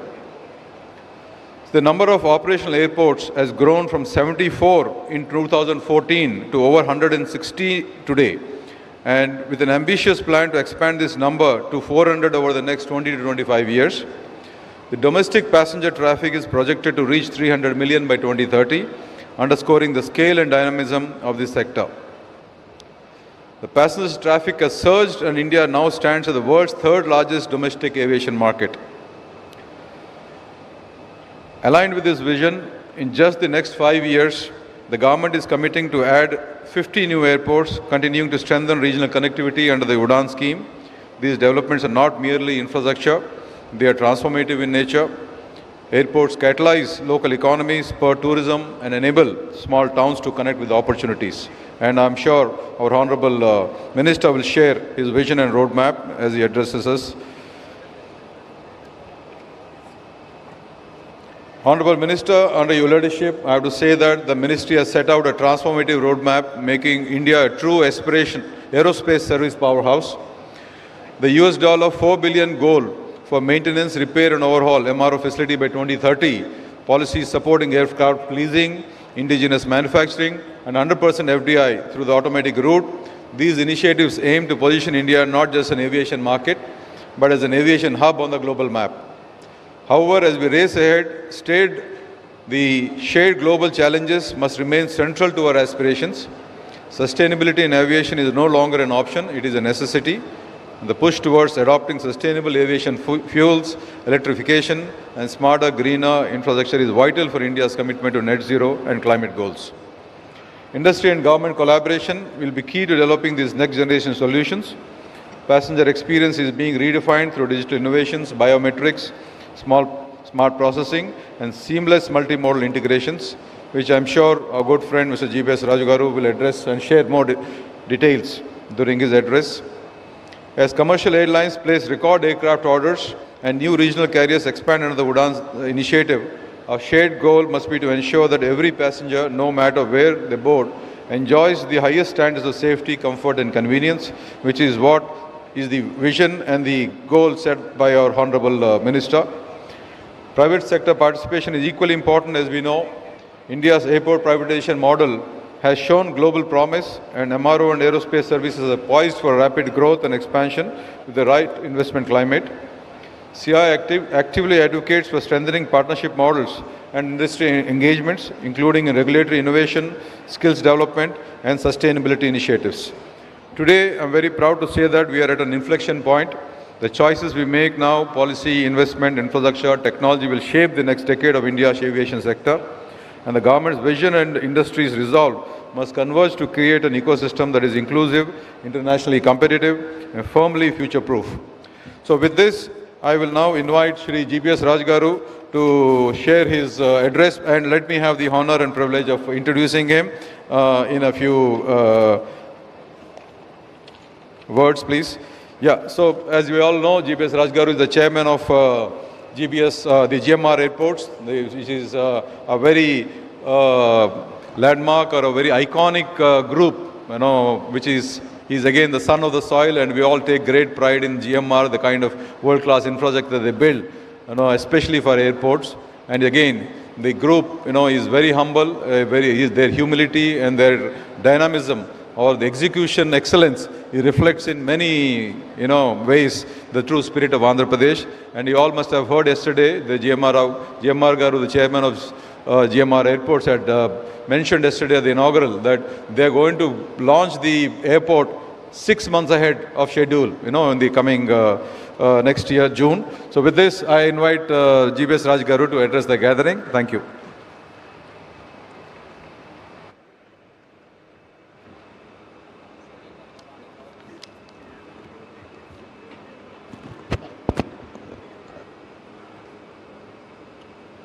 Good afternoon. Respected Honorable Minister of Civil Aviation, Government of India, Sri Ram Mohan Naidu Garu, and Mr. Murali Krishna Garu, Chairman CII Andhra Pradesh, and dignitaries of Andhra Pradesh, Government of Andhra Pradesh, industry colleagues, ladies and gentlemen. It's truly a pleasure to be here in Visakhapatnam, a city rich of heritage and poised to play a pivotal role in India's future economy. And as you all know, that India's infrastructure and aviation growth is a story of optimism and opportunity. As we are the fourth largest economy with a GDP of 4 trillion and promise to go to $10 trillion in 10 years down the line. And studies indicate that every 1 rupee spent on infrastructure yields 3.2 rupees in GDP gains. By this, infrastructure investment supports trade, employment, and income. This growth story has played out in India's civil aviation sector. India is already the third largest domestic aviation market. In 2020-24-25 fiscal year, Indian airports handled 411 million passengers, growing at 9% year-on-year. Out of total passenger traffic, projected to cross 1 billion annual passengers by 2040. This phenomenal growth is driven by rising income, a growing middle class, and a push for regional connectivity. To cater to this demand, Indian carriers have placed record aircraft orders. Today, Indian Airlines operate about 680 aircraft for passengers, and the order pipeline, which is unprecedented to roughly 1,620 new aircraft are on order, which are getting delivered in the next 5 to 7 years. Over the next 10 to 15 years, the Indian fleet is expected to triple from around 800 aircrafts today to around 2,300 in the coming years. It also signals tremendous opportunity for aerospace manufacturers, MRO providers, and to develop the entire ecosystem of the aviation industry. Overall, the number of operational airports in the country has more than doubled from 74 in 2014 and to 163 today. Fundamentally, these numbers represent optimism. Aviation in India is not just growing, it is soaring. This sector expansion will create an estimated of 25 million jobs by 2047, from pilots, engineers, staff, technicians, and the entire development of the tourism industry. This is especially coming to Andhra Pradesh. This region has a rich industrial legacy and is now leveraging its strengths to emerge as a front-runner in India's economic transformation. The state has been clocking impressive economic growth. For instance, in the first quarter of 25-26, Andhra Pradesh has recorded a 10.5% of gross state GDP, outpacing India's national GDP growth of around 6%. The state economy is now 16 lakh crore, 200 billion in size, with an ambition to double by 2029. To achieve this, Andhra Pradesh aims to mobilize 40 lakh crores of investment in the next 5 years across the sectors. It's a bold and a very ambitious and aggressive goal that this government has set in. diversified industrial base. The economy here is broad-based from agriculture and marine products to heavy industries and technology. Andhra Pradesh, long coastline, 974 kilometers, the second longest in India, is a huge asset supporting major ports like Visakhapatnam, Gangavaram and Kakinada. And also 3 more ports coming up, one in Molapeta, Machilipatnam and in Ramaipatnam, which will further support the growth of the state. The state is a leader in marine exports, contributing roughly 30 to 40% of India's seafood exports by value thanks to the aqua and fishing industries. It has also become a pharmaceutical manufacturing hub, notably Visakhapatnam, Srikakulam district, hosting many bulk drug and generic pharma units. Coming to Visakhapatnam, with its natural harbour and steep hills and the beautiful scenic places, Vizag has long been an industrial base and a port city. Now it's rapidly transforming into a technology and innovation hub as well, and we are already seeing a big ticket investments, especially in the digital and AI segments. Likewise, investments are flowing into green energy, electric mobility and electronics manufacturing in the state, and also large manufacturing establishments in steel and aluminium industries are coming up in this region. All these facts reinforce that Andhra Pradesh is poised for the economic leap. The state's investor-friendly governance, world-class infrastructure and a sectoral strength are covering to create unparalleled opportunities. GMR Group's commitment, our roots in Andhra Pradesh and the Bhogapuram Airport project for GMR Group is not just another geography, it's home for us. Over the decades, we have contributed to the state development in multiple ways. Today, as GMR Group has become a leading infrastructure player, not only in India and globally, we remain deeply committed to Andhra Pradesh and this region. We bring our global experience in airport development and management back to Andhra Pradesh in the form of Bhogapuram International Airport. Bhogapuram International Airport is a greenfield airport that GMR is developing about 45 kilometers northeast of Visakhapatnam. We see the game changer for regional connectivity and economic development in North Andhra. Let me share our vision and the current status of the project. Bhogapuram Airport is being built to global standards. The first phase is of 6 million passengers and ultimate capacity of 40 million passengers. The construction is progressing rapidly and we are launching the operations by end of June, 6 months ahead of the scheduled date. We are putting close to around 5,000 crores for the phase 1 development, funded through a mix of equity and debt, and we are happy that we are partnering with India's sovereign fund, National Investment and Infrastructure Fund. In first phase, by 2020-26, we are building a 75,000 square meters of terminal building and various adjacent buildings. The design provides a expansion of 40 million passengers in phase development, and the airport will have a dedicated cargo terminal to serve a large catchment across Srikakulam, Vijayanagaram, Gajapatinagar, Raigada, and also connecting to Orissa. We will also develop a world-class aerotropolis to host leading aerospace manufacturing companies, MRO service providers, digital and technology companies with the enabling ecosystem for research and development, training and modern amenities. The airport and the larger aerotropolis will play a key role in creating jobs, stimulating tourism and acting hub for logistics and commerce. I must thank both the state and the central government for their support, and the state is upgrading road connectivity to Bhogapuram, and there are also plans for a metro rail connectivity that could connect to the city center and the upcoming Vizag beach corridor to the airport in the future. As an infrastructure developer and a long-term partner to Andhra's progress, GMR Group feels extremely optimistic about the road ahead. On behalf of GMR Group, I thank the organizers, CII, for this opportunity, and we are proud to be partner in Andhra Pradesh progress in India's aviation success story. So we look forward to continuing working closely with the Government of India, Government of Andhra Pradesh in the spirit of partnership that this summit celebrates. Thank you. Jai Hind.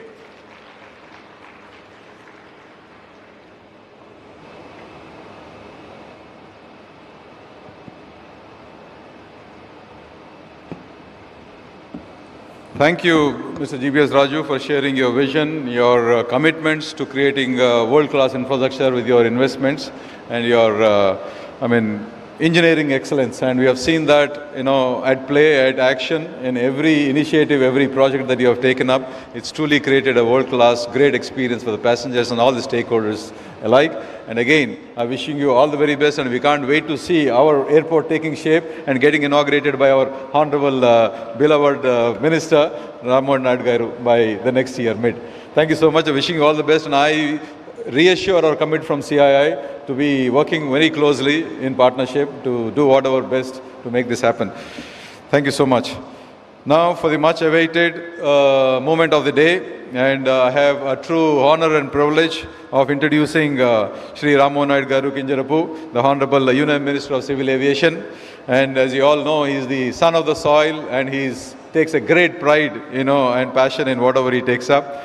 And so today, as you all, he's a very forward-looking leader, very charismatic as that, and very dynamic. He is championing reforms that are expanding India's aviation sector, enhancing regional connectivity and strengthening our nation's position as one of the fastest growing aviation markets in the world. And his commitment to efficient governance, transparency and development has made him one of the most impactful young leaders in the country today. And we are all from this state so proud to have our the ambassador there in our cabinet, the youngest ambassador, the most dynamic, and who is reflecting truly by every spirit the speed of doing business at scale and with great passion and energy. So please join me in welcoming our beloved leader, Rammohan Naidu Garu.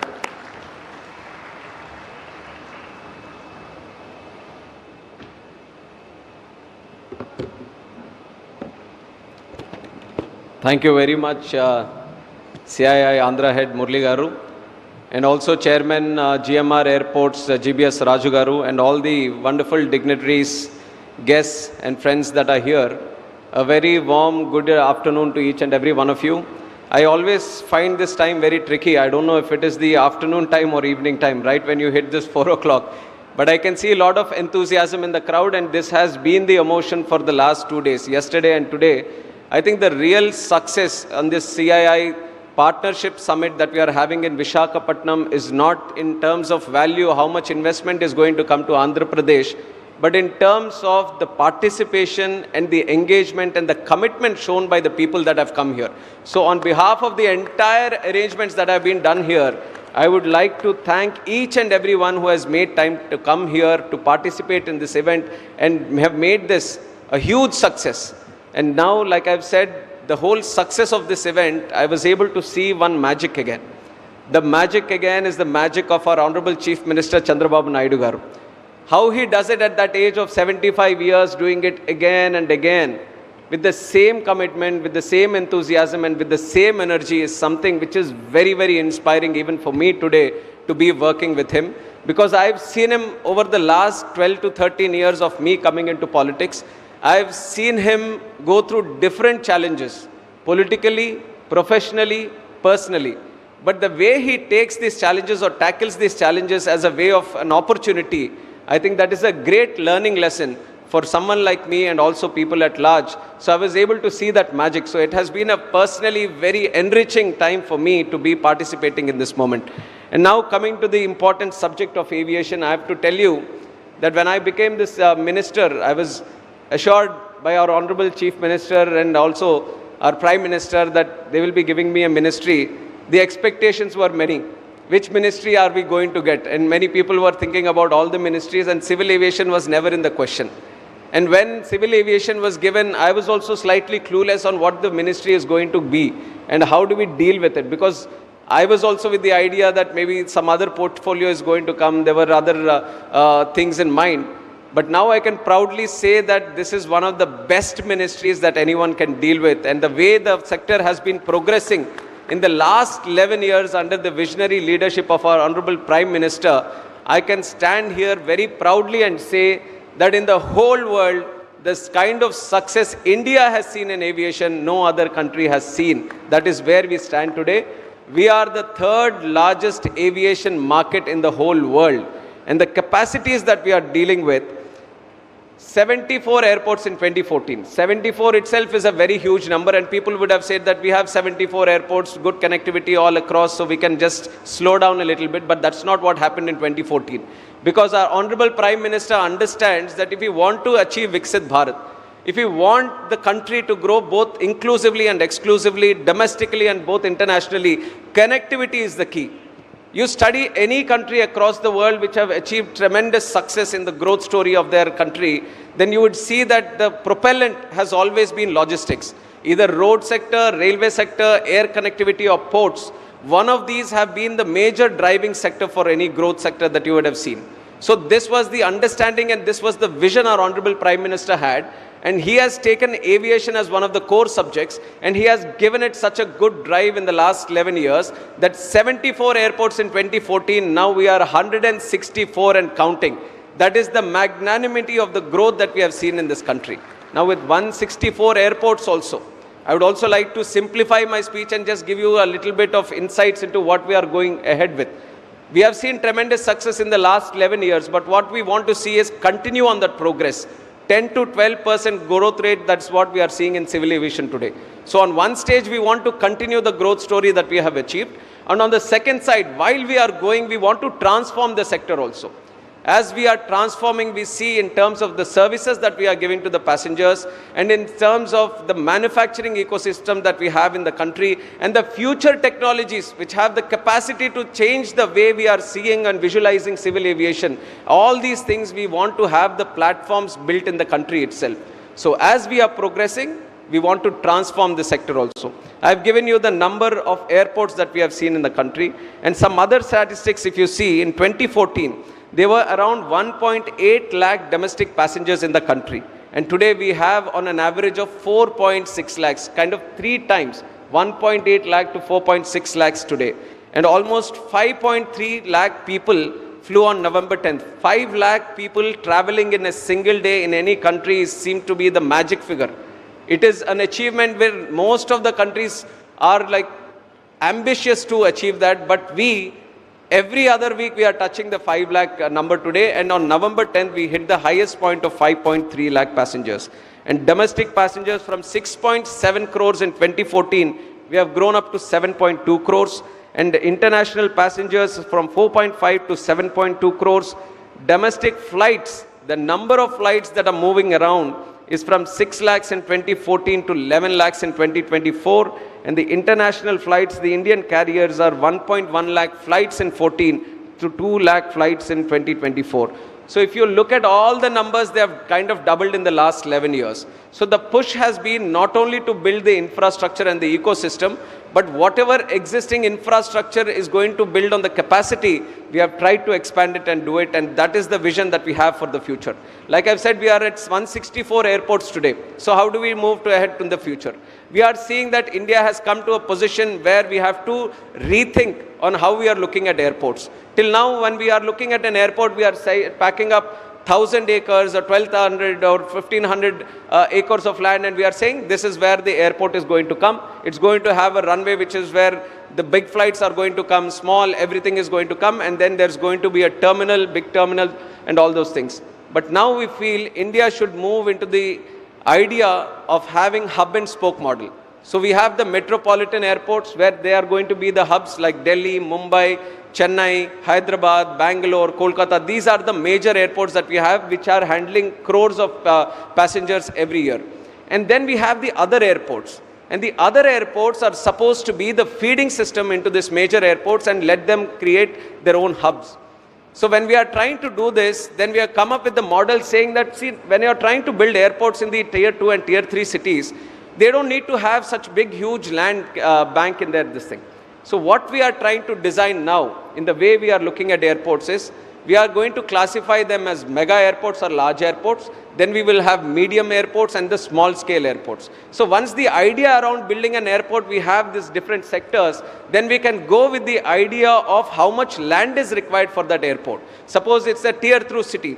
No matter how much you want to grow the passenger capacity, there is always going to be a mega airport which is close by where it is more convenient for people to travel from there to any part of the world or the country. So it is easier to start and have a small airport itself.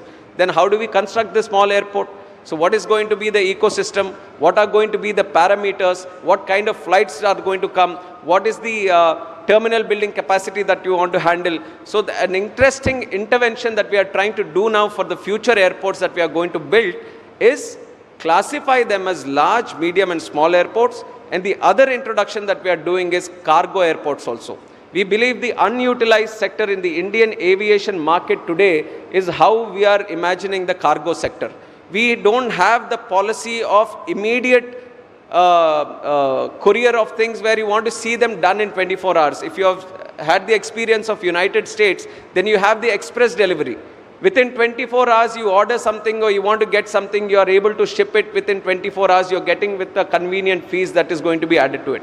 But India doesn't have that. We are just ordering and it's coming at its own time. So the mindset of having it as an express delivery, that can only be achieved if you can crack the Indian air cargo model. And for that air cargo, when I see it to the airports, and GMR is also running the airports, the major concentration is on the civil operations.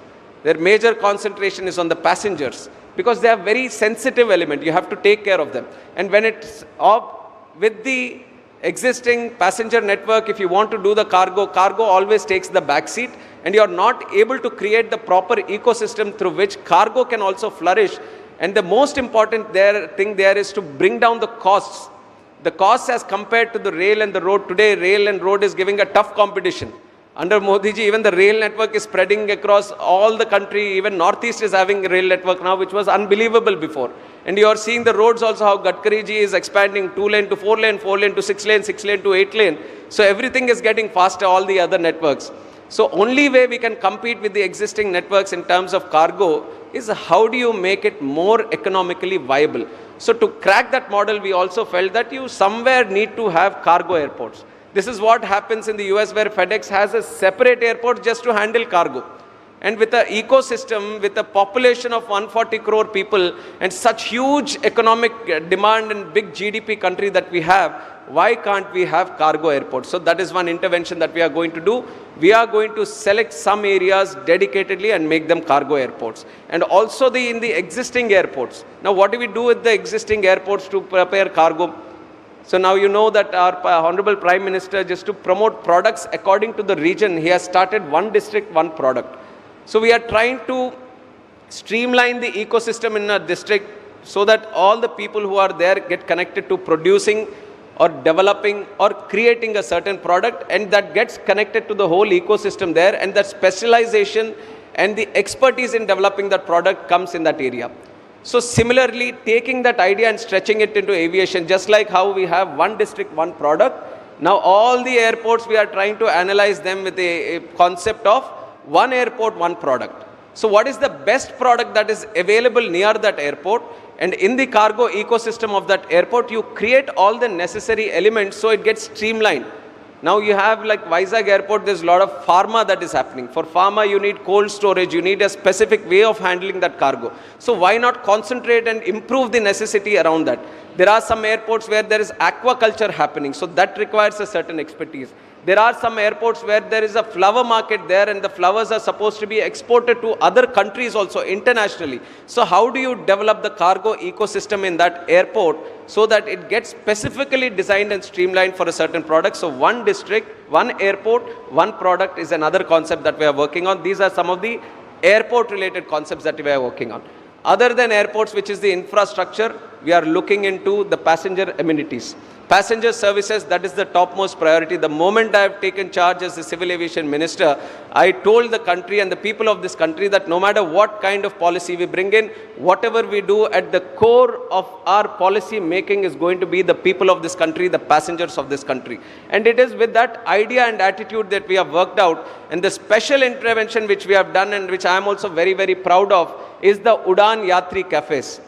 You would have never imagined, because this was the feedback I got and I have also personally seen, I have learned it from the passengers. Udan Yatri Cafe has been such an intervention in the country. We have given these Yatri Cafes where the tea is going to cost you 10 rupees, and this is in an airport. Coffee is going to cost you 20 rupees. A samosa is going to cost you 20 rupees. Have you ever imagined going to an airport and drinking a tea for 10 rupees? And it's a high quality tea, not just a regular tea that you are going to get. These are airports, but because we are seeing, I've told you the numbers of how passengers have grown. Today, air travel is not only for the elite or the luxury people. India wants to have the lower income, neo-middle class, the lower income groups, middle class groups, they also have to come into this air travel network. That is the advantage this country has, is the capacity. Now to bring them, Honorable Prime Minister has created the UDAN ecosystem and the UDAN scheme, through which the unserved and underserved airports of the country we were able to connect by offering some viability gap funding. And through that, tier 2 cities, tier 3 cities, where there was a challenge of connecting the flights to those cities, now they are properly connected, well connected to the large cities and the other tier 2 cities. Now the other problem that we started experiencing in that is when these lower income groups are coming into the airport, they were finding it challenging to buy something if they are extremely hungry. The kind of prices they were having at the airports, then they were finding it extremely challenging for them to buy something. Then we thought there was an intervention that is required here, and we started the Udaan Yatri cafes. We started one in Kolkata airport last year, and the celebrations of 100 years of Kolkata airport, and the kind of success we have, the response that we have achieved from the people was tremendous and unbelievable. It was the top sales store in that airport itself, which was the Udaan Yatri cafe. And then we started getting calls from all airports that we want a Udaan Yatri cafe here and there, and we have been doing it consistently in all the airports, and that is one intervention that we are going to do in all the airports in the country. Wherever you go, you will find one Udaan Yatri cafe where tea is going to cost you 10 rupees, coffee is going to cost you 20 rupees. So that is the intervention that we are bringing in the Indian airport system. And the second thing that we want to do, an initiative, very small initiatives, but this is how much we are trying to care for the travel of the passengers. There is a concept called Flybrary. This was started in Bhubaneswar airport. So there is a rack where there are books. So these are all free books that the airport is giving it to you. The rack is there. The passenger who is traveling, he can go to the rack, pick a book of his choice, study while he is traveling, and there is going to be a drop-down rack at the destination airport, and once he is done with it, he can just place it there and he can make it usable for the next passenger that is going to go. So there is no need of buying any books. This is as you go, you can find your book of choice, you can read it as you go and you can drop it off, and we are calling this Flybrary. We have started this in 2-3 airports, and this is an ecosystem that we want to spread across all airports. Then we have the same concept of the one district, one product. The products which are very geotagged or geographically identified to that specific location, we want to create the same network in the airport where you go to a certain area, you want to buy the best product of that area.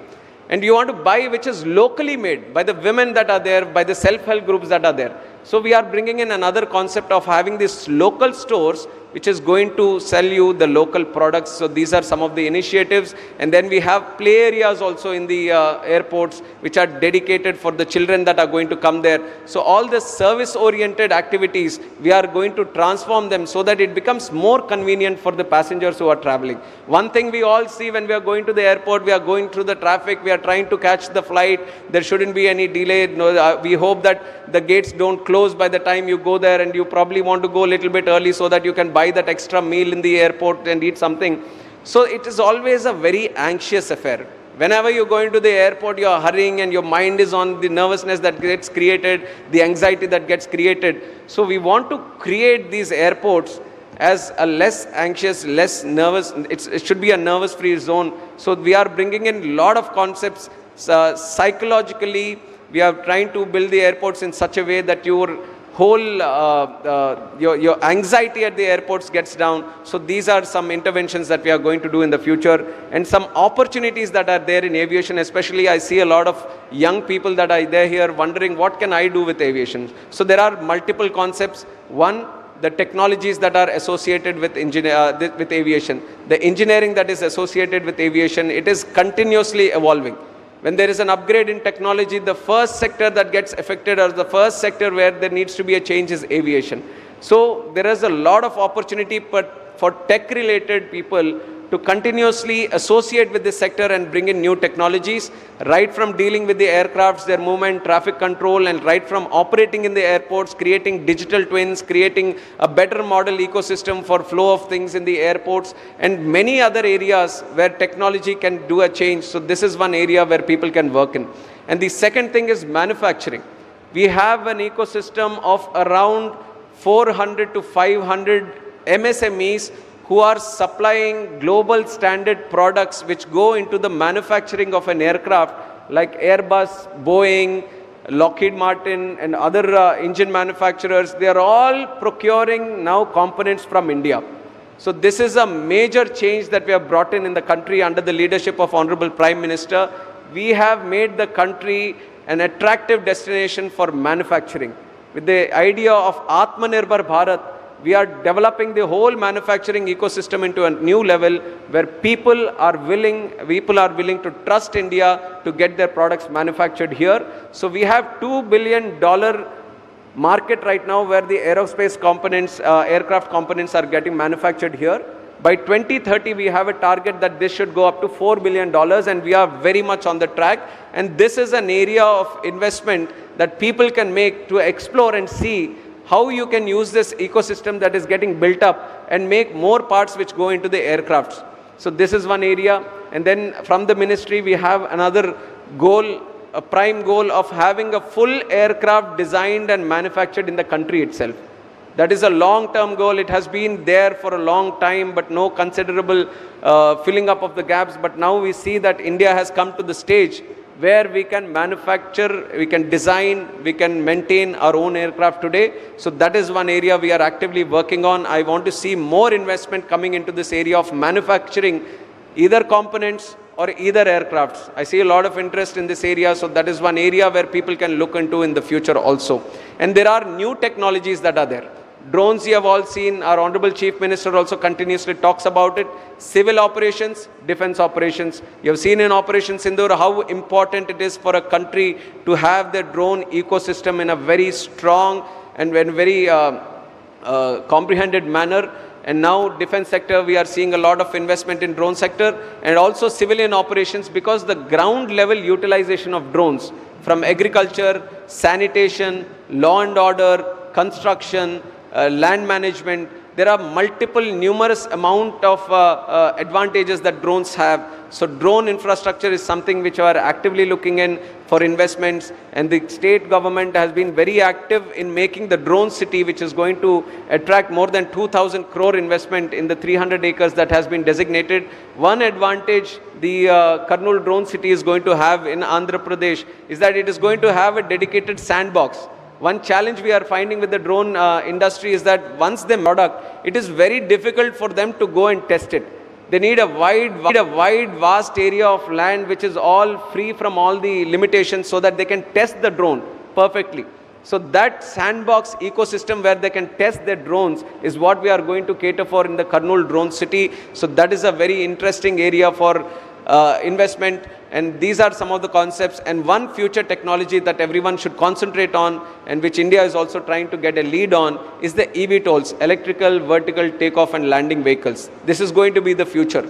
And the huge market and capacity is there in India, especially in the urban cities where traffic management is becoming an issue day and day. And there is a huge challenge of expanding the roads or widening the roads there because of existing challenges. So the important intervention we want to bring in is eVTOLs. And if you are there in the session yesterday, Honorable Chief Minister has given a deadline that within 2 years he wants to see them in the country. And the one reason he has put the deadline is because I am the minister who is handling it. He has taken the goodwill of announcing it, but we are very much on track. We are very much on track for seeing eVTOLs in the country within 2 years, but that is a very strategic and important area of investment that people can look into. So technology, future technologies like drones and eVTOLs, manufacturing and MRO ecosystem, these are some of the other verticals in aviation which are continuously going to grow, and we are going to see huge investment in that area. And one thing that we are specifically concentrating on the ministry. Now I've given you the growth statistics, I've given you what the future is going to look like. What is required now? We need people. We need skilled people, we need trained people, we need pilots, we need cabin crew, we need engineers, we need ground handling systems. We need all the ecosystems to be powered by people. Unless you continuously train them for the requirement that you have, the growth that you're trying to see, the growth that you're going to foresee is not going to be achieved. I'll just give you one example on how we are going to tackle this skilled ecosystem or skilling and training. The FTOs, which is the flying training organizations, which creates the pilots. The number of pilots today is roughly around 8,000. I think around 2,000-3,000 are not actively in the operations. We have 1,700 aircraft orders right now pending in the country. Let it be with Airbus or Boeing, 1,700 aircrafts. We have 834 aircrafts which are operational in the country. So more than double that we have orders yet to come. And to run one plane, one aircraft in a proper schedule, you will need at least 10 to 15 pilots per aircraft so that they can do the routes according to their schedule. So 1,700 planes, 10 to 15 pilots, the requirement would be around 25 to 30,000 that is going to be generated. Now as these planes come in, imagine 30,000 pilots, that is the demand that is there right now. And how do you do it? With the existing FTOs, they can only produce a limited number. So we want to expand the FTO network. And I'm very happy to say that in Andhra Pradesh itself, we are starting 4 new FTOs, 2 in Kurnool Airport. Today we just had an MOU for Rajahmundry Airport. There is one interested party for Vijayawada Airport, and we are going to do that more and more. So training and skilling is one area which is very, very attractive area for investment and also someone with that interest to deal into. So ground pilot training, ground handling, engineers, all these sectors there is a huge requirement. And there is also another problem in that area which we have to tackle it right now. The Gulf, the countries which are surrounding, they are also expanding now. They all see that aviation has a huge multiplier effect. One job in aviation creates 6 jobs in other sectors. It has a direct impact in other sectors. One job you create in aviation, 6 other jobs get created in the economy. This is IATA's figure of 1:6 multiplier, but when they came and saw India, the Indian multiplier effect is 15. One job is in aviation is creating 15 jobs in the direct and indirect sectors. So that kind of impact aviation has, it is very, very important for us to train our individuals and to have the skilling and training and ecosystem also perfectly done in the country. So these are various aspects that we are looking into. And on top of that, cargo. Today has been a very special day for aviation. Cargo, we are starting the Visakhapatnam International Cargo with APIIC, I-Class and APTPC. Thanks to all of them who have come together and going to start the Visakhapatnam Air Cargo today. And also we have started the flight operations from Vijayawada to Singapore today. Today was the first flight that happened. We couldn't go because the session was here, but there was huge excitement for people who were coming from Singapore and especially Australia or west coast of the United States of America. They were finding it very challenging to come to this side of the country. And now with the connection of Singapore to Vijayawada, that is going to be a huge beneficial for the international diaspora, the Indian diaspora that is there in Singapore. Vijayawada connected to Singapore now. Visakhapatnam we have connected to Abu Dhabi. There are many more requests, but we are going to take some time because the biggest necessity in the market today is aircrafts. We don't have the aircrafts to cater for the demand, but as and when the situation improves, definitely the connectivity in Andhra also we are going to improve. Earlier there was no direct connectivity from Rajahmundry to Delhi or Bombay. We have done it in the last 1 year. Tirupati, Delhi was not there. We have done it in the last year. And many different sectors where there was a huge demand of connecting, we have done it in the last 1 year. And in the future also, we are going to grow the domestic connectivity and the international connectivity. And likewise, when Bhogapuram is going to come, we are envisioning, we are talking with the airlines, so the international connectivity and the domestic connectivity improves to many other destinations. And I'm also happy to say Umeshji from TrueJet is also here. He is also willing to start a new airline, and we are going to keep Visakhapatnam Bhogapuram as the hub. He is going to start his operations with 3 Airbus from February. I'm announcing it so that it gets done on time. So 3 Airbus from TrueJet services are going to start again. We are very, very excited because right now you see, and this is the complaint which I also get always, that it is Air India or Indigo, this is the only 2 travelers that are there. but I've been constantly trying to promote the Indian aviation industry, and I'm giving you one statement which gives you the size of capacity that India has today. We have the size to operate 3 Indigos. Indigo has the maximum number of aircrafts up to 400. We can have 3 airline operators at the size of Indigo. And we can have at least 5 operators operating in the country with 100 airlines each. So that is the capacity that we have. Even though we are restricted to 2 players now, we from the ministry are actively engaging with the industry to improve the situation. We want more airlines to come in. But there is a common joke that gets around, how do you become a millionaire? You take a billionaire and then you start an airline, they become a millionaire. This is the joke that is going around. But it is just a joke, but this is the time when you can start an airline. There are multiple people who are starting airlines today. We are seeing small airlines that are there. Star Air is one, India One Air is one, Flybig is one. So there are multiple airline operators who are starting with 3, 5 aircrafts, 10 aircrafts, and they are doing wonderful business, operating between tier 2 and tier 3 cities. So this is the time, if anyone is willing to start an airline also, this is the time. And I am telling you that I will give you all the support that is required for you from the ministry and from the government. And this is the time where people have to come in. People have to involve themselves in the growth story of aviation. Aviation is no longer to the cities. Aviation is no longer only to the luxury or the elite. Aviation is the story of each and every Indian, 140 crore people of this country. And very soon we are going to make it happen. And for that, Andhra is going to be the hub of aviation. So we have the airports that are there, 7 airports. And you know how Honorable Chief Minister works. He understands the true potential of aviation. 7, another 7 he wants to add. Like I've said, small and medium airports which feed into these hub airports, he wants to add another 7 airports. He wants to create a skill aviation university. So we have only one university in the country, which is Rajiv Gandhi University in Uttar Pradesh. The second one is going to come here with international standards. We are trying to have partnerships. GMR is also working with it. And we are trying to have international partnerships with the best aviation schools across the world. Bring in that expertise so that we can have an aviation school here also. I've talked about the FTOs, 4 FTOs coming in the state. We are starting Aviation Andhra Pradesh Aviation Flying Club. All the MRO is going to come in Bogapuram.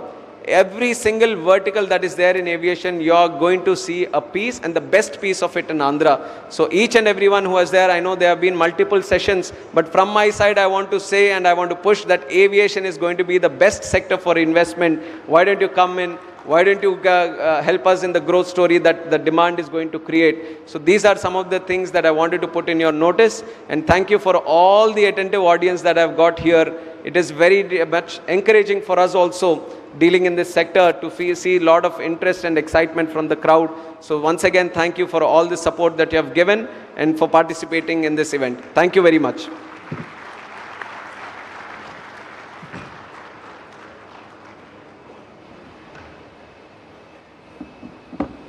Thank you so much, Honorable Minister, for sharing your inspiring vision and the roadmap. It's truly transformative, and I think it's unprecedented, the pace and scale at which they want to implement these initiatives, these interventions is truly unbelievable. And I'm sure under his great leadership, we'll see this taking shape and reality very soon. And I have to congratulate your innovative initiatives, be it the UDAN, the dedicated cargo terminals or the airports, or the one district, one product. The rotational libraries, that's truly innovative, and the playgrounds for maybe a creche for the babies. And all this will truly transform the passenger experience, open up many opportunities for our youth, and of course, opening up opportunities for our MSME, the industry, and truly unlocking the full potential of civil aviation sector. And I believe it can happen only under the great leadership of our beloved Minister, under the honorable visionary leadership of Honorable Prime Minister. And I am so excited because our state of AP will be the biggest beneficiary of and take the maximum advantage of this. So I truly wish you Godspeed and to all your proactive initiatives and all your interventions, and we'll all see, we'll reap the benefits of these great initiatives. So thank you very much, GBS Rajgaru, for sharing your wonderful insights. And thank you all dignitaries and the panel members as well as the attendees for your wonderful participation. And I have just maybe a time for a 1 or 2 questions with the permission of the Minister. Can I take 1 or 2 questions if you have the time, or in a rush to? I think he's extremely running out of time and here. Sorry? With the permission of the Chair. Yeah, just one last.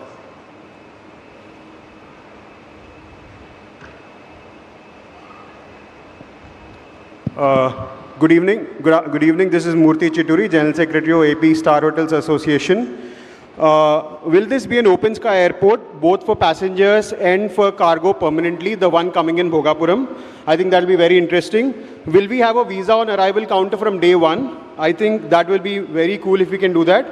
And we should also add a VFS center in Vizag, so that I think this will facilitate a lot of things. So visa on arrival counter and open sky, both for passengers and cargo.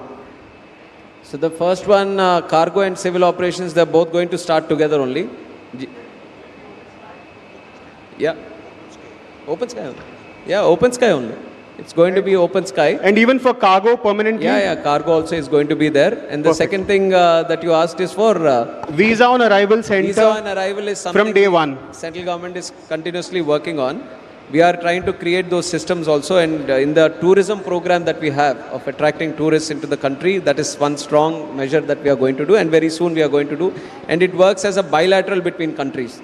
It's not just a visa on arrival for the country, but it has to be an agreement between two countries that are there, and definitely we are going to work that out also. So what we are saying is, like in Delhi and Bombay, you have visa on arrival centers which are there. So if we have that from day one itself, I think it will be highly beneficial, because we already have international flights, but people are not coming directly because they need to go to other cities. We are working on that suggestion, and it is between the Ministry of Home Affairs, Civil Aviation, Tourism Department, all collectively working on this, and it's not airport based. Visa on arrival will be country based. So once we have it, we're going to have it on all the airports. Yeah. So we are all with you for making Andhra Pradesh this logistics powerhouse. Amazing, sir. Thank you so much for your vision. Thank you. Thank you so much. Thank you, Honorable Minister, for sharing such pioneering initiatives with us in the field of civil aviation. Can we have a big round of Honorable Minister? May I now request Mr. Murali Krishna Ganamani to kindly present a memento to Honorable Minister as a small token and gesture of our appreciation. And also, if you see in the video, there are people who are sitting at the Visakhapatnam airport. They have been listening to whatever we have been speaking. I would like to thank all of them, because they just want to show the intention that we are ready to start Visakhapatnam cargo airport operations from today. So thank you everyone that is there. Thank you.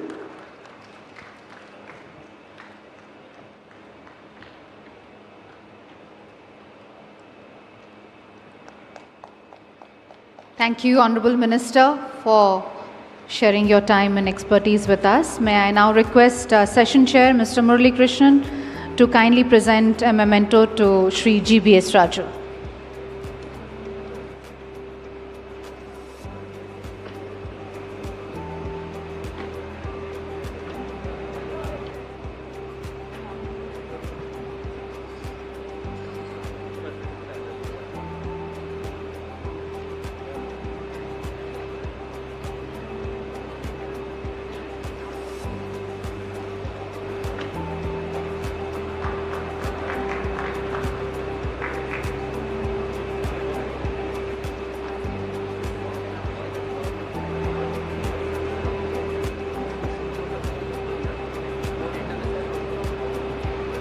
Thank you, Honorable Minister, and thank you to our speaker.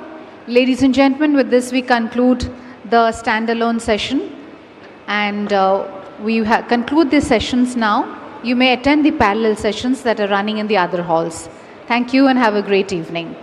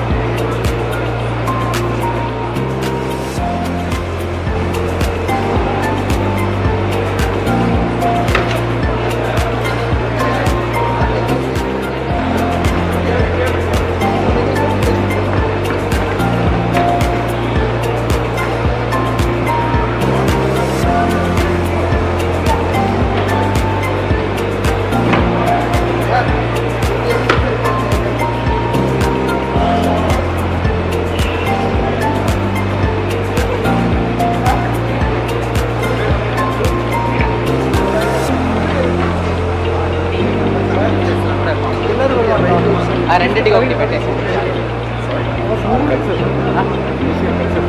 నేను అక్కడ లోపల MOs కలిసాను కానీ ఆయన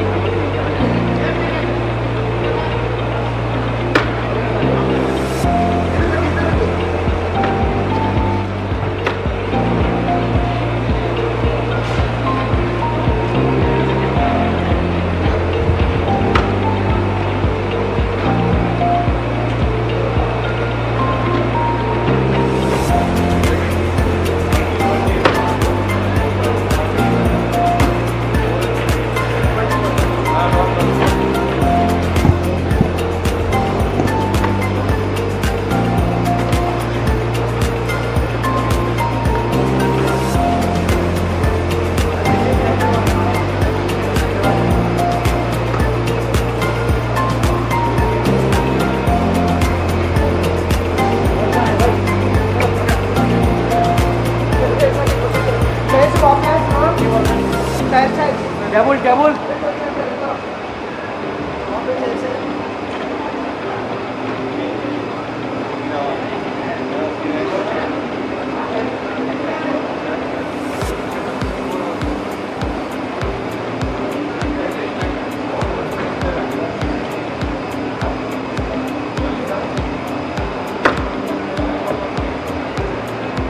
See.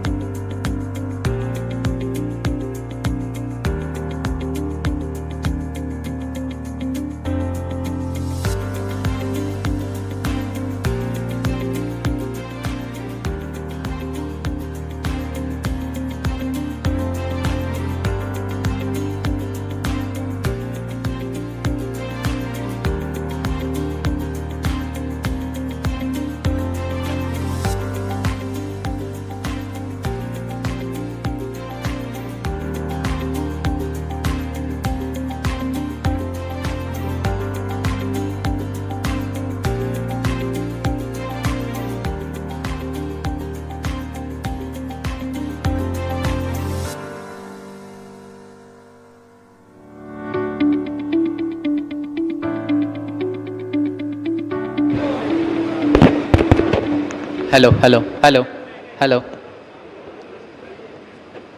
So next we are expecting all the state government and the district administration officials to be present in this hall for the short meeting. So we request all the state government and the district administration officials alone to be present in this hall. Thank you. So we request the state government and the district administration officials and the department officials of the government of Andhra Pradesh to be present in this hall for the next interaction session. We request all the delegates to attend the parallel sessions during the time. So next session is the interaction session with the state government and the district administration and the department officials. Thank you.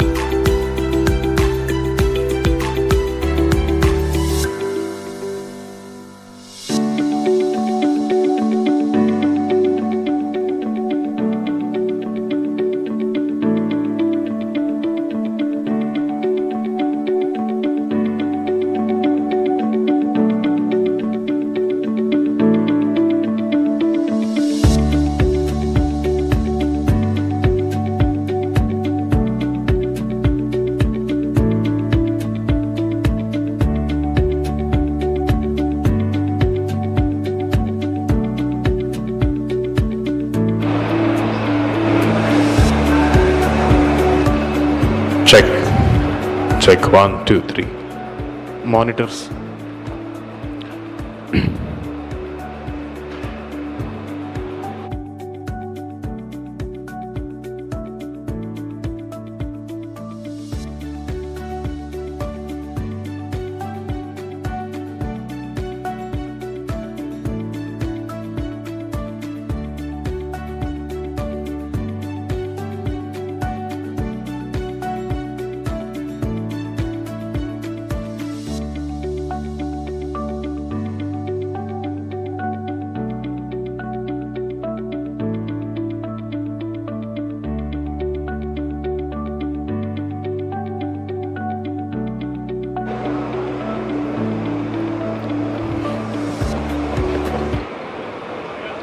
Check.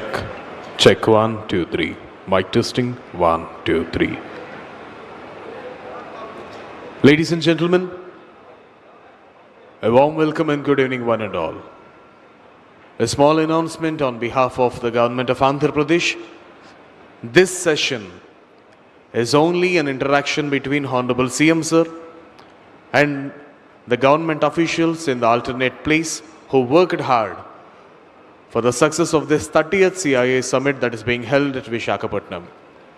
The people who are not concerned with this session are kindly requested to leave these premises.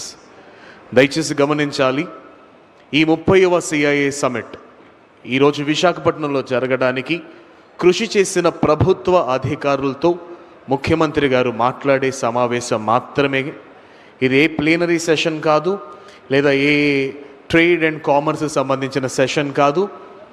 ప్రభుత్వ ఉన్నతాధికారులు తప్ప, government officials తప్ప, everyone other than the government officials are kindly requested to please leave this premises, because we have n number of government officials to sit here and interact with Honorable CM Sir.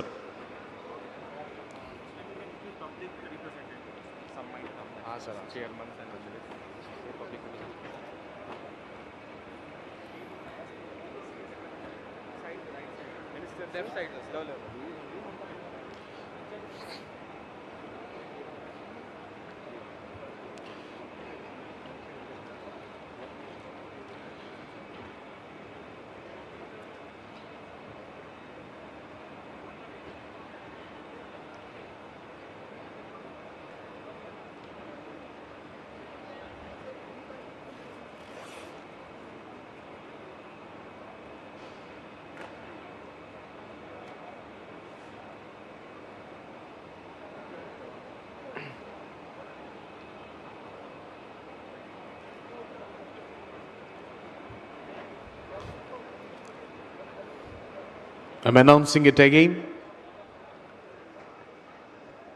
ఇది కేవలం ముఖ్యమంత్రి గారు ఈ 30th CII summit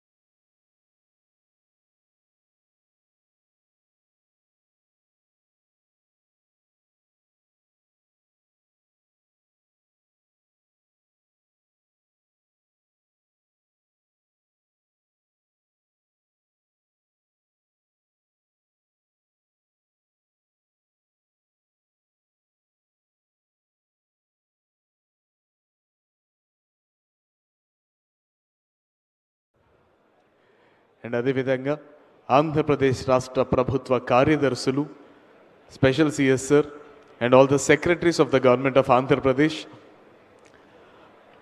are requested to kindly accommodate your seats on the dais with due respect and reverence.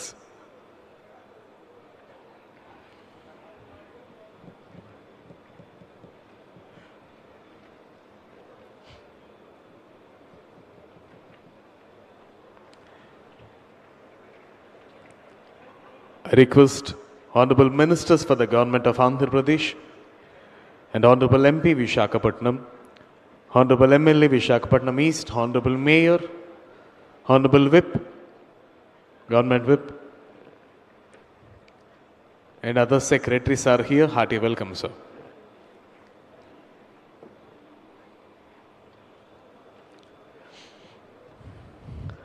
దయచేసి ఎవరైతే వెనక ఉన్నారో వారందరూ కూడా కూర్చోవలసిందిగా అభ్యర్థన.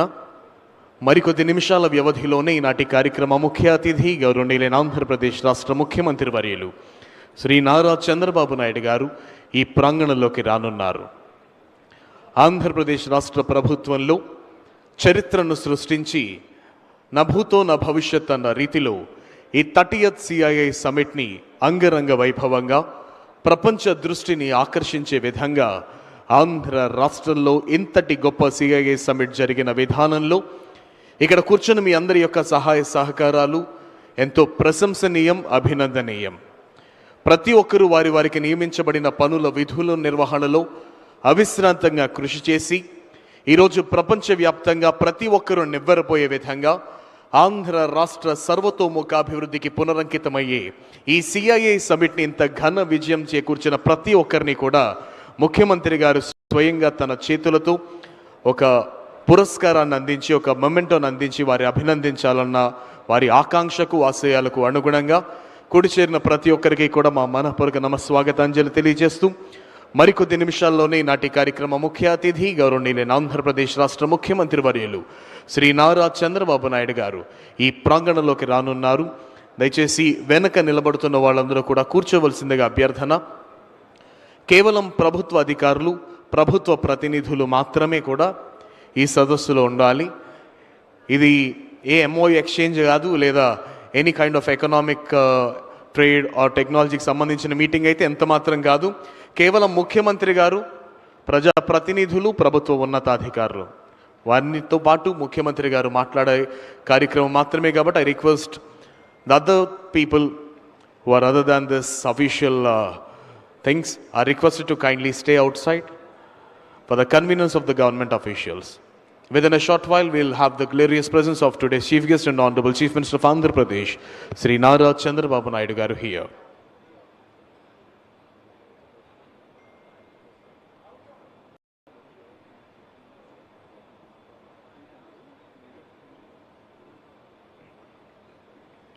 Another announcement, ఎవరైతే సీఎం గారి చేతుల మీదుగా ఆ మొమెంటో అందుకోబోతున్నారో వారు స్టేజ్కి ఎడం వైపు నుంచి పైకొచ్చి కుడి వైపు నుంచి దిగి వెళ్ళవలసిందిగా అభ్యర్థన. The people who are receiving the memento from the hands of Honorable Chief Minister of Andhra Pradesh, Sri Nara Chandrababu Naidu garu, are requested to come from the left side of the dais and get off from the alternate side. I hope the instructions are clear for the people. Thank you so much.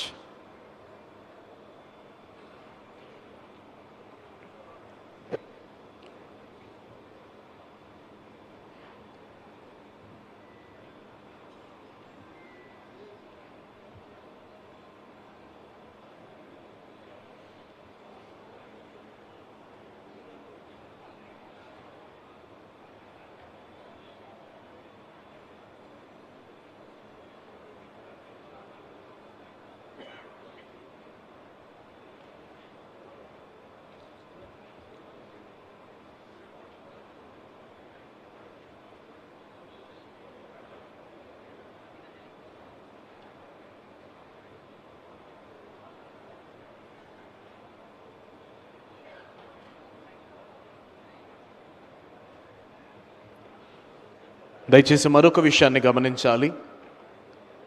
CM sir time is very precious and very restricted.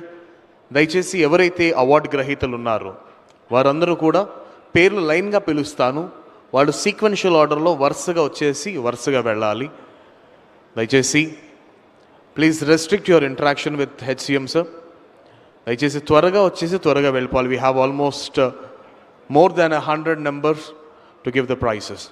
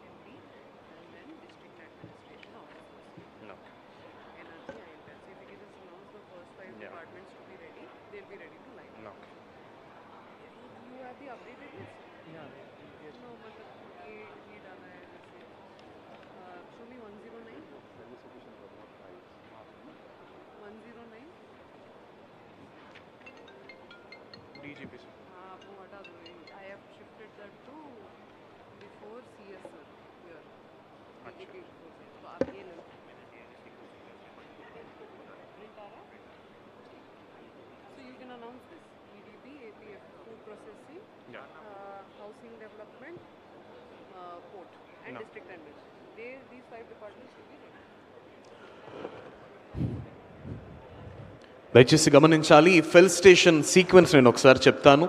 Concern departments ఒకసారి దాన్ని గమనించవలసిందిగా అభ్యర్థన. First 6 will be the department of APEDB. మొదటి 6 ఏపీఈడిబి department, తరువాత ఏపీఎఫ్పిఎస్, ఆ next ఏపీహెచ్డిసి, ఆ తర్వాత 4 ఏపీఎంబి, తర్వాత డిస్ట్రిక్ట్ అడ్మినిస్ట్రేషన్, ఆ తర్వాత ఎనర్జీ, ఆ తర్వాత ఐఎన్పిఆర్, ఆ తర్వాత ఐటీఎన్సి, నెక్స్ట్ కమ్స్ టూరిజం, ఆ తర్వాత INC, the next comes Lepakshi ITNC, followed by MAUD, followed by INC. That's it. దయచేసి ఈ సీక్వెన్స్ ప్రకారం మీరందరూ కూడా రెడీగా ఉండవలసిందిగా అభ్యర్థన. నేను డిపార్ట్మెంట్ అండ్ పేర్లు పిలుస్తాను.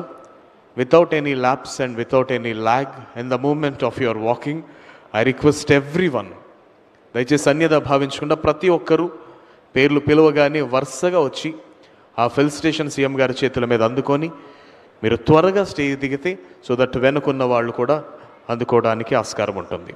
Please ensure this to be happen.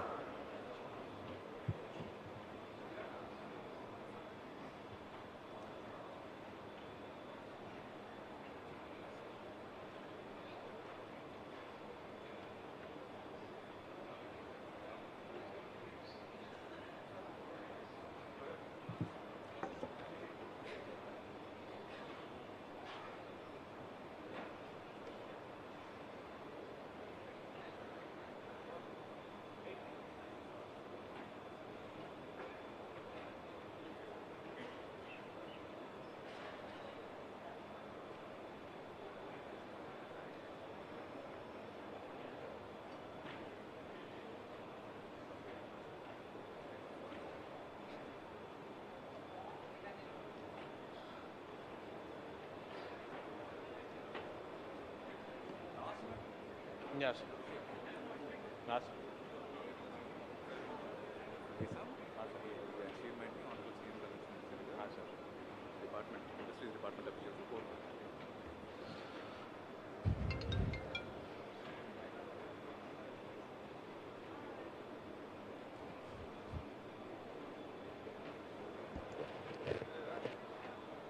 Honorable HRD Minister, Government of Andhra Pradesh, Sri Nara Lokesh garu ఈ ప్రాంగణంలోకి విచ్చేశారు. వారికి వేదిక హార్దిక స్వాగతం పలుకుతోంది. హార్టీ వెల్కమ్ అన్న. Hearty welcome sir. గౌరవనీయులైన ఆంధ్రప్రదేశ్ రాష్ట్ర అదేవిధంగా the Chief Secretary of Andhra Pradesh, Sri K. Vijayanand IAS sir is here. Hearty welcome, sir. Honorable Tourism Minister Sri Kandula Durgesh garu is here. Hearty welcome, sir. And also the in charge minister Sri Dola Balaviranjane Swami garu is here. Hearty welcome, sir.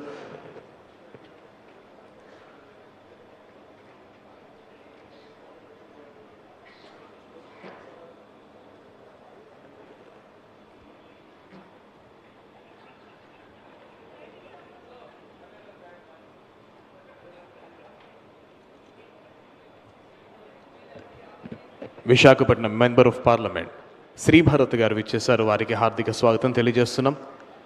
Mayor Shri Peela Srinivas గారికి హార్దిక స్వాగతం. అదేవిధంగా Telugu Desam party రాష్ట్ర అధ్యక్షులు శ్రీ పల్లా శ్రీనివాసరావు గారికి హార్దిక స్వాగతం.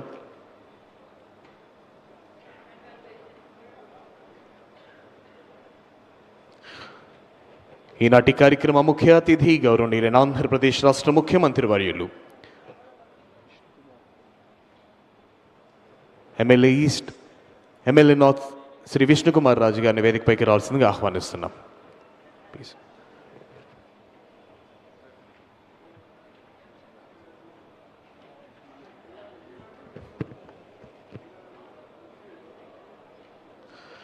Ladies and gentlemen, the time has come now.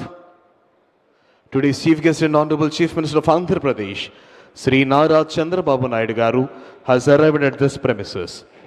ఈనాటి కార్యక్రమ ముఖ్య అతిథి గౌరవనీయులైన ఆంధ్రప్రదేశ్ రాష్ట్ర ముఖ్యమంత్రి వర్యులు శ్రీ నారా చంద్రబాబు నాయుడు గారు ఈ ప్రాంగణంలోకి విచ్చేశారు. వారికి వేదిక హార్దిక స్వాగతం పలుకుతోంది. Hearty welcome to the visionary leader and the dynamic chief minister of Andhra Pradesh Shri Nara Chandrababu Naidu garu in this wonderful session of the celebration ceremony with the interaction of government officials who worked tirelessly to enhance the elegance of this CII function.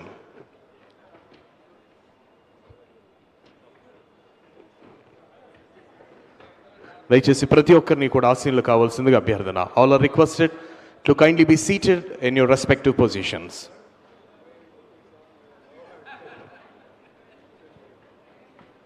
Ladies and gentlemen, ఈరోజు ప్రపంచవ్యాప్తంగా ప్రపంచ దృష్టిని ఆంధ్ర రాష్ట్రం వైపు తీసుకొచ్చి ఇన్ని సంవత్సరాలుగా జరుగుతున్న మీటింగ్స్ ఒకవైపు అయితే ఈ 30వ CII మీటింగ్ ఆంధ్రప్రదేశ్ యొక్క కీర్తి ప్రతిష్టలను ధరణితల నలు చెరుగులా వ్యాపింపజేసి ఆంధ్రప్రదేశ్ రాష్ట్ర ముఖ్యమంత్రి వర్యులు శ్రీ నారా చంద్రబాబు నాయుడు గారి యొక్క దార్శనికతకు ప్రతిరూపంగా ప్రపంచమే నివ్వెరపోయే విధంగా ఆల్మోస్ట్ $15,000 బిలియన్ ఇన్వెస్ట్మెంట్ ఆంధ్రప్రదేశ్ రాష్ట్రంలోనికి వచ్చి ఆంధ్ర రాష్ట్ర రూపురేఖలను సమూలంగా మార్చడానికి అవిరళ కృషి చేస్తున్నటువంటి ఆంధ్రప్రదేశ్ రాష్ట్ర ముఖ్యమంత్రి వర్యుల గారి నేతృత్వంలో ఈ CII మీటింగ్ అత్యంత అద్భుతంగా జరిగింది.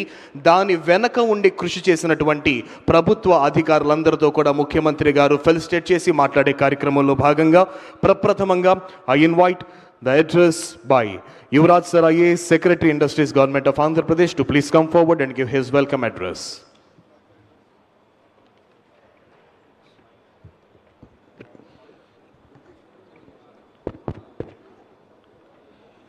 అందరికీ నమస్కారం.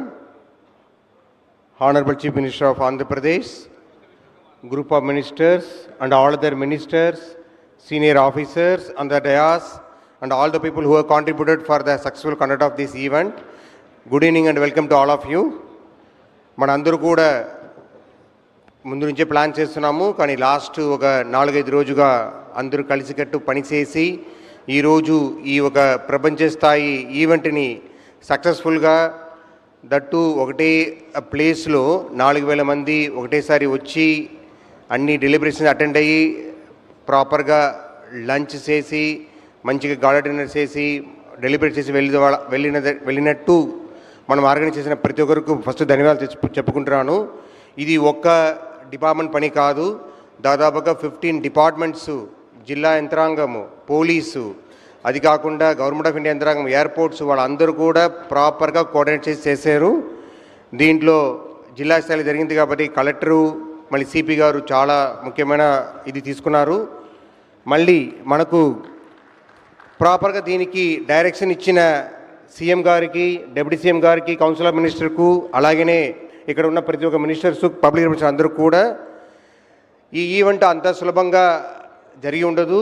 మన సీఎం గారు కంటిన్యూస్గా అప్పటికప్పుడు గైడెన్స్ ఇచ్చారు, ఏ మార్గంలో వెళ్ళాలని చెప్పారు, ఎన్ని సెషన్స్ పెట్టాలి, ఏ పని సెషన్స్ పెట్టాలి, దానికి స్పీకర్స్ ఎక్కడి నుంచి రావాలని కూడా చెప్పారు. ఈరోజు స్టేజ్లో CII వాళ్ళు సీనియర్ మేనేజ్మెంట్ లేరు, కానీ వాళ్ళు బాగా వాళ్ళ సహకారం చాలా ఇంపార్టెంట్. ఎందుకంటే మీరు చూస్తే కూడా టైటిల్నే ఉంది, ఇది CII state government partner summit. అలాగనే మన కంటిన్యూస్గా ఎంకరేజ్ చేశారు గ్రూప్ ఆఫ్ మినిస్టర్స్. మేము తీసుకొచ్చిన ప్రతి ప్రపోజల్ కూడా ఎలాంటి అభ్యంతరం లేకుండా అవును బాగా చేస్తున్నారు, చేయండి అన్నారు. అది కాకుండా ఈ 3 రోజు మీ అందరూ చూసి ఉంటారు. మనం ఎప్పుడు చూసి ఆశ్చర్యపడే విషయమే, మన సీఎం గారు ఆ ఎనర్జీ లెవెల్ లాస్ట్ 3 డేస్గా ప్రతి ఒక్క సెషన్స్ ఎన్ని సెషన్స్ అటెండ్ అయ్యి మనందరూ కూడా గైడెన్స్ ఇచ్చారు. సో ఆ ఉత్సాహంతో కూడా మనందరూ కలిసి బాగా పనిచేసాము. ఈ ఒక అవకాశం ఇచ్చిన సీఎం గారికి, డిపార్ట్మెంట్లో పనిచేసిన ప్రతి సెక్రటరీస్ కూడా ఇది ఒక మంచి అవకాశం sir. We learned a lot about the team work and how it has to be done in a much coordinated manner sir. And also in the process it is going to benefit to the entire state, sir. That itself is a very good contribution to the state, sir. Thank you very much for giving the opportunity, sir, and also for the time, sir, after so much long hours of working. You are given the time and the entire Council of Ministers. Thank you very much. Now I request the people to be called for the speaking role. Now first I request Mr. Vishraju Garu, MLA Garu, to come and give his some remarks on this particular event also. If anything you want to contribute, sir, you can use the other mic also, okay? Yes, sir, you can use there also. Thank you, sir.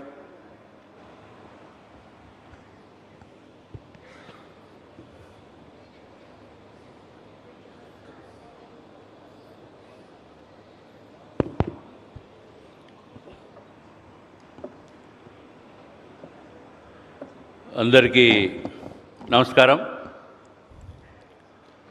ముందుగా ఆంధ్ర రాష్ట్ర ప్రజలందరికీ కూడా శుభాకాంక్షలు తెలియజేసుకుంటున్నాం. ఎందుకంటే 2024 సంవత్సరంలో గౌరవ ముఖ్యమంత్రి నారా చంద్రబాబు నాయుడు గారి ఆధ్వర్యంలో భారతీయ జనతా పార్టీ, జనసేన పార్టీ 3 పార్టీల కలయికతో ఈరోజు ఆంధ్ర రాష్ట్రము ప్రపంచవ్యాప్తంగా తెలిసేటట్టు చేసిన రాష్ట్ర ప్రజలందరికీ కూడా ధన్యవాదములు తెలియజేసుకుంటూ, గౌరవ ముఖ్యమంత్రి నారా చంద్రబాబు నాయుడు గారు విజన్ అంటే ఏంటో చూపించింది ఈరోజు నిన్న జరిగిన CII సమ్మిట్.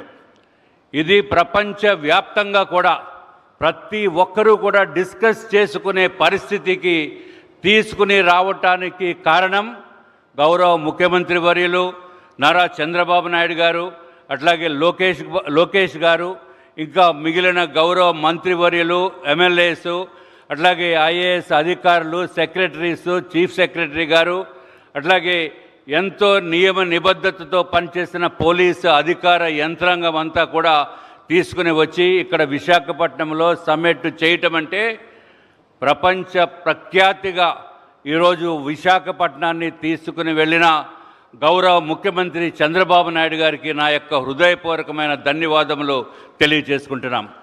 ఇదివరకు విశాఖపట్నం అంటే ఎక్కడో ఆంధ్ర రాష్ట్రంలో ఏదో ఒక మారుమూల ఒక ప్రదేశము, ఒక ప్రాంతము అనుకునే పరిస్థితి నుంచి ఈరోజు విశాఖపట్నం అసలు న్యూయార్క్ అంటే తెలియని వారంటూ ఎవరు ఉండరు, అట్లాగే శాన్ ఫ్రాన్సిస్కో తెలియని వారంటూ ఉండరు. అటువంటిది విశాఖపట్నం తెలియని వారంటూ ఈ భూభారతం మీద, భారతదేశంలోనే కాకుండా ప్రపంచ మొత్తంలో కూడా ప్రతి ఒక్కరికి తెలిసేటట్టు చేసిన గౌరవ ముఖ్యమంత్రి, విజనరీ లీడర్ నారా చంద్రబాబు నాయుడు గారికి నా యొక్క హృదయపూర్వకమైన ధన్యవాదములు తెలియజేసుకుంటూ, అట్లాగే మా పార్టీ తరపున, భారతీయ జనతా పార్టీ తరపున కూడా మేము గౌరవ ముఖ్యమంత్రి గారికి ధన్యవాదములు తెలియజేసుకుంటున్నాం.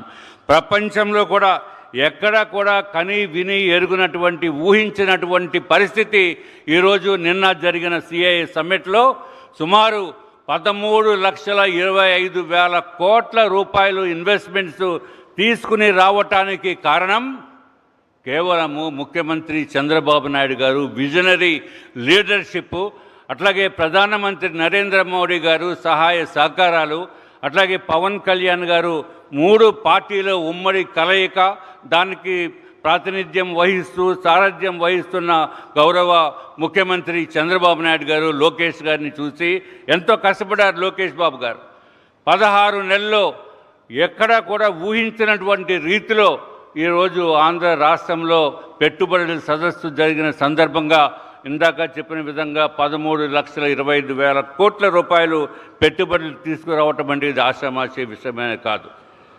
దీనికి సుమారు 600 MOUs, అట్లాగే 600 మంది ఇంటర్నేషనల్ డెలిగేట్స్ కూడా ఇక్కడ రావటం అంటే ఇది చిన్న విషయం కాదు.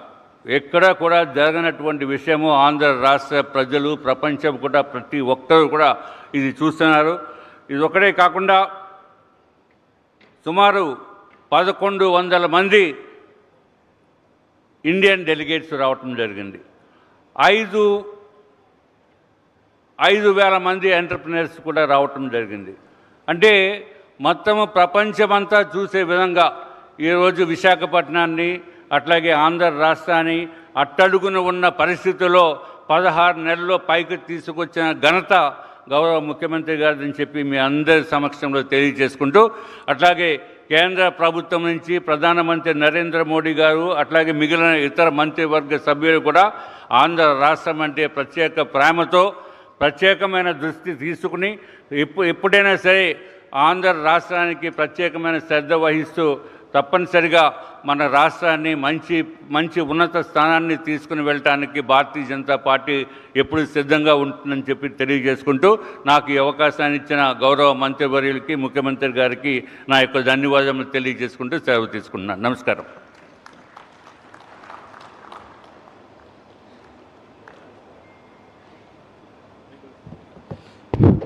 సార్ థ్యాంక్ యూ సార్, ధన్యవాదములు సార్. ఇప్పుడు సార్ మనము టూరిజం మినిస్టర్ కందుల దుర్గేష్ గారిని వచ్చి ఈ ఈవెంట్ సంబంధించి మాట్లాడవలసి కోరుకుంటున్నాను sir. And also AP CII chairman doctor Muralikrishna గారు వేదిక మీద రావాల్సింది కోరుకుంటున్నాము. Please come.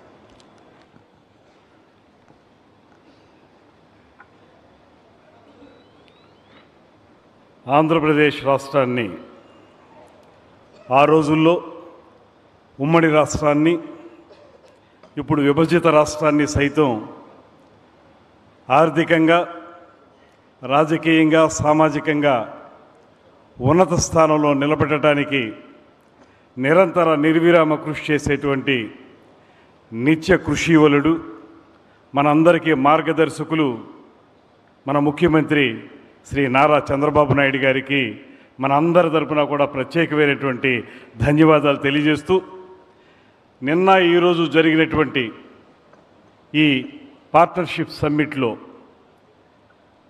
గతంలో ఏనాడు ఊహించని విధంగా జాతీయ, అంతర్జాతీయ సంస్థల నుంచి పెద్ద ఎత్తున పెట్టుబడిదారులు వచ్చారు అంటే దానికి ప్రధానమైన కారణం ఇవాళ రాష్ట్రంలో ఉన్నటువంటి రాజకీయ నాయకత్వం. సమర్థవంతమైనటువంటి పరిపాలనా దక్షునిగా, గ్రేట్ విజనరీగా పేరు పొందినటువంటి ముఖ్యమంత్రి చంద్రబాబు నాయుడు గారి నేతృత్వంలో ఇవాళ ప్రజలందరిలో కూడా ఒక నమ్మకం, పెట్టుబడిదారులందరిలోనూ కూడా ఒక నమ్మకం, ఇక్కడ రాజకీయ నాయకత్వం కానీ, అధికారులు కానీ పూర్తి స్థాయిలో సహకరిస్తారనేటువంటి ఒక గొప్ప విశ్వాసాన్ని వారందరూ పొందటం వల్ల మాత్రమే ఇంత పెద్ద ఎత్తున పెట్టుబడిదారులు వచ్చారనేటువంటి మాటని మనవి చేస్తూ ఉన్నాను. ముఖ్యంగా 2019 నుంచి 24 వరకు జరిగినటువంటి ఒక దమన నీతితో నడిపినటువంటి ప్రభుత్వ హయాంలో కోల్పోయినటువంటి నమ్మకం ఏదైతే ఉందో, పొందినటువంటి దగా ఏదైతే ఉందో, జరిగినటువంటి మోసం ఏదైతే ఉందో, వాటి స్థానంలో 2024 నుంచి ఇప్పటి వరకు ఇక ముందు కూడా విశ్వసనీయత, నమ్మకం, విశ్వాసం అనేటువంటి ప్రధానమైనటువంటి లక్ష్యాల ఆధారంగా ఈ ప్రభుత్వం ముందుకు వెళుతుంది కనుక ప్రజల్లో ఆదరణ కానీ, బయట నుంచి వచ్చేవారికి ప్రత్యేకమైనటువంటి నమ్మకం కానీ ఏర్పడిందనేటువంటి మాటను స్పష్టంగా మనం చెప్పాలి. అందుకే ఇవాళ మీ అందరికీ ప్రత్యేకంగా మనవి చేసేది, గ్రేట్ విజనరీగా పేరు పొంది అత్యద్భుత పరిపాలనా దక్షునిగా ఈ రాష్ట్రాన్ని ముందుకు తీసుకువెళ్తున్నటువంటి ముఖ్యమంత్రి చంద్రబాబు నాయుడు గారు, వారికి సహకరిస్తున్నటువంటి ఉప ముఖ్యమంత్రి పవన్ కళ్యాణ్ గారు, ముఖ్యంగా ఈ పెట్టుబడిదారుల సదస్సుకు సంబంధించి, ఈ పార్ట్నర్షిప్ సమ్మిట్కి సంబంధించి నిరంతర నిర్విరామ కృషి చేసినటువంటి యువ నాయకుడు లోకేష్ గారు. ముఖ్యమైనటువంటి మాట చెప్పాల్సిన అవసరం ఉంది. ఒక స్ఫూర్తివంతమైనటువంటి నాయకత్వాన్ని చంద్రబాబు నాయుడు గారు అందిస్తే దాన్ని ఆచరణలోకి తీసుకొచ్చి అమల్లో పెట్టి ఎక్కడెక్కడ ఏ విధమైనటువంటి ఆలోచనలను ముందుకు తీసుకెళ్ళాలి, చాకచక్యంగా పనులు చేయాలనేటువంటి ఆలోచనని పూర్తి స్థాయిలో కార్యరూపంలోకి తీసుకొచ్చినటువంటి యువనేత లోకేష్ బాబు గారు అనేటువంటి మాటని ఈ సందర్భంగా మనం మనవి చేసి తీరాలి. అదేవిధంగా ఇవాళ రాష్ట్రంలో 3 పార్టీల కలయిక.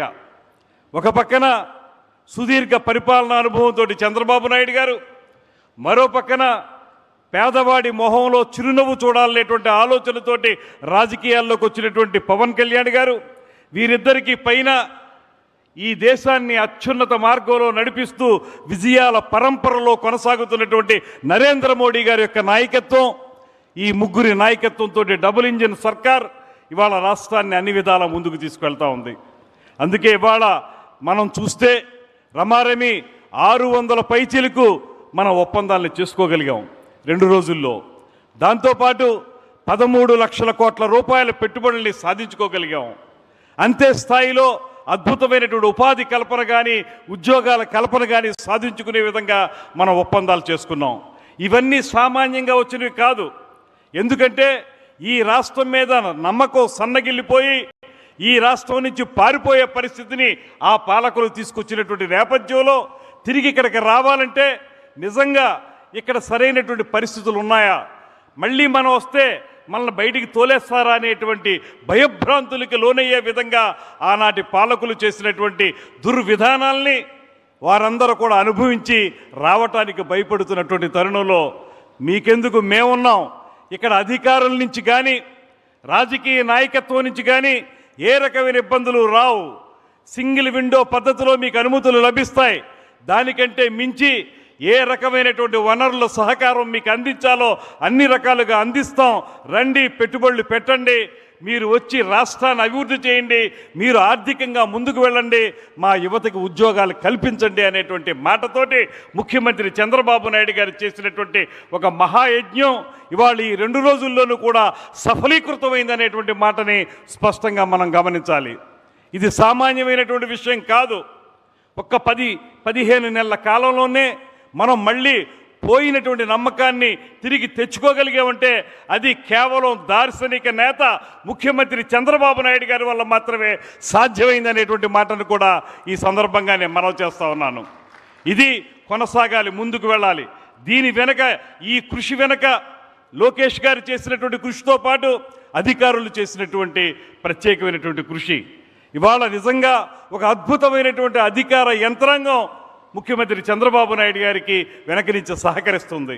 చెప్పినటువంటి కార్యక్రమాలను కానీ, రుజువర్తనతో చేసేటువంటి కార్యక్రమాలు కానీ, వీటన్నిటినీ అమలు చేయడానికి చేసే ప్రతి ప్రయత్నంలో కూడా ప్రతి అధికారి కూడా ఎంతో ఉన్నతంగా ఆలోచించడం మాత్రమే కాకుండా కార్యరూపంలోకి తీసుకురావడానికి వారందరూ చేస్తున్న ప్రయత్నం ఇవాళ అద్భుతంగా మనకి ఒక అద్భుతాన్ని ఇవాళ ఆంధ్రప్రదేశ్ రాజకీయ చిత్రపటంలో ఆవిష్కరించడానికి ఉపయోగపడిందనేటువంటి మాటను కూడా ఈ సందర్భంగా నేను మనవి చేస్తున్నాను. ఏవైతే ఒప్పందాలు జరిగాయో అవన్నీ కూడా తప్పనిసరిగా గ్రౌండ్ కావాలి. వాటన్నిటినీ కూడా ముందుకు తీసుకువెళ్ళాలి. వాటి ద్వారా ఈ రాష్ట్రాన్ని ఆర్థిక పరిపుష్టి కలిగించే విధంగా మనందరం కలిసి ప్రయత్నం చేయాల్సినటువంటి బాధ్యత రాజకీయ నాయకత్వంగా మేము కూడా తీసుకుంటాం. ముఖ్యమంత్రి గారి అడుగుజాడల్లో ఆయన చూపించినటువంటి మార్గంలో ఆ బాధ్యతను మేము కూడా తీసుకుని మా మంత్రిత్వ శాఖలకు సంబంధించినటువంటి కార్యక్రమాలని తూచా తప్పకుండా అమలు చేయడానికి అధికారులతో కలిసి సమీకృతంగా ఏకోన్ముఖంగా పనిచేసి సాధిస్తామనేటువంటి మాటని ఈ సందర్భంగా తెలియజేస్తూ, అదేవిధంగా ఇంత అద్భుతమైనటువంటి కార్యక్రమానికి సహకరించిన అధికారులు, పోలీసు వర్గం వారికి కానీ ప్రతి ఒక్కరికి కూడా ధన్యవాదాలు తెలియజేస్తూ, అన్నిటికంటే మించి ప్రజలు పెట్టుకున్నటువంటి నమ్మకం ఈ ప్రభుత్వం మీద, ఈ కూటమి ప్రభుత్వానికి అత్యద్భుతమైనటువంటి ఘన విజయాన్ని అందించిన తర్వాత ఇవాళ ఈ రాష్ట్రాన్ని కేవలం సంక్షేమం వరకు మాత్రమే పరిమితం చేయకుండా ఒక పక్కన సంక్షేమాన్ని అద్భుతంగా చేస్తూ మరో పక్కన అభివృద్ధిని సైతం సాధించే విధంగా సంక్షేమాన్ని, అభివృద్ధిని సమపాళ్లలో రంగరించి ముందుకు తీసుకెళ్తున్నటువంటి ముఖ్యమంత్రి చంద్రబాబు నాయుడు గారికి, ఉప ముఖ్యమంత్రి పవన్ కళ్యాణ్ గారికి, లోకేష్ గారికి ప్రత్యేకమైనటువంటి ధన్యవాదాలు మనందరి తరపు కూడా తెలియజేసుకుంటూ ఇటువంటి కార్యక్రమాలు మళ్ళీ ముందుకు సాగాలి. ఇందాకే ముఖ్యమంత్రి గారు పత్రికా సమావేశంలో స్పష్టంగా చెప్పారు, వచ్చే సంవత్సరం నవంబర్లో కూడా మళ్ళీ ఇటువంటి కార్యక్రమం ఏర్పాటు చేసుకుంటామని చెప్పి. దాంతోపాటు వారు చెప్పిన మరో మంచి విషయం, ప్రతి 3 నెలలకి కూడా ఎక్కడ జరుగుతుంది ఈ కార్యక్రమం, ఏ మేరకు వచ్చింది, ఎంతవరకు అమలవుతుందనే దాని మీద పూర్తి స్థాయిలో కేంద్రీకరిస్తా అనేటువంటి వారి మాట ఏదైతే ఉందో అది మా అందరికీ శిరోధార్యం. దాని ప్రకారంగా మేము కూడా అంతే కష్టపడి ముందుకు వెళ్తామని, తద్వారా ఆంధ్రప్రదేశ్ రాష్ట్రాన్ని స్వర్ణాంధ్రప్రదేశ్గా తీర్చిదిద్దడానికి వికసిత భారత్లో అంతర్భాగం చేసి 2047 నాటికి అన్ని అద్భుతంగా ముందుకు వెళ్ళడానికి ఒక ప్రాతిపదికని, పునాదిని ఏర్పాటు చేయడానికి కృషి చేస్తామనేటువంటి మాటని మీ అందరికీ తెలియజేసుకుంటూ, మీ అందరికీ ధన్యవాదాలు తెలియజేస్తూ, జై హింద్, జై Andhra Pradesh. Sir, thank you very much, sir. So now I request District Collector Harendra Prasad to come and say a few words. సభకు నమస్కారం. ఈ కార్యక్రమానికి ముఖ్య అతిథిగా వచ్చేసినటువంటి గౌరవ సీఎం వర్యులకి నా నమస్కారాలు. అదేవిధంగా వేదికని అలంకరించిన మంత్రివర్గ సభ్యులు, గౌరవ సెక్రటరీస్ అందరికీ కూడా నా నమస్కారాలు. ఇక్కడ వచ్చేసినటువంటి అధికారులు, అదేవిధంగా CII స్టాఫ్ అందరికీ కూడా నా నమస్కారాలు. Sir, you have given a new definition for Vizag. Sir, Vizag stands for vision, innovation, zeal, aspiration and growth, sir. We all as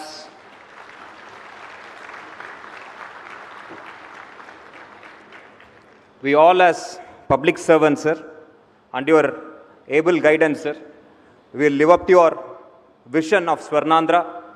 We will work with innovative ideas with a kind of zeal which would have never seen in the past, sir, to meet the aspirations of the people of Andhra to become the developed state, the number 1 state in the country, sir. To achieve that, we have to grow at 15% growth rate over the next several years, sir. I assure you, sir, on behalf of the district administration, sir, we as foot soldiers of this government will live up to your expectation as we did in the past during Yogandhra, sir. This time around, we also could pull it off thanks to your wonderful support and guidance, sir, and the support of the group of ministers as well as Honorable CS, sir, DGP, sir, and all the secretaries, sir. With this team, sir, I think we will definitely go ahead and then prove that we as Andhrites, we as responsible civil servants will meet the goals and aspirations of the people of Andhra Pradesh, sir. You have also given the Vizag economic region report to us, sir, setting a target of close to $1.2 trillion economy over the next 25 years, sir. By 2047, we'll definitely achieve that objective of becoming a $1 trillion economic region, sir. And also the target of 5 lakh jobs for the region, sir. And under your support, under your guidance, sir, we have got some marquee investments in the region, sir, including Google, TCS, ANSR, Satwa, and many more companies, sir. On behalf of the district administration, especially of the Visakhapatnam district, I extend my heartfelt gratitude to you, sir, and all the ministers, officials for being a guiding light, sir. I also thank the CII officials for making this event a grand success. Many names I would like to recall, sir. They have been very, very supportive in conduct of the event, sir. Including the district administration, sir. All the officials gave their best, sir.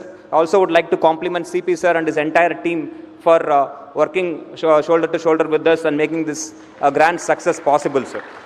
So with those remarks, sir, I thank you once again for giving me this opportunity to be part of this great journey, sir. Thank you so much, sir. So, thank you, Hari. Now I request CP, sir, to come and say a few words, sir.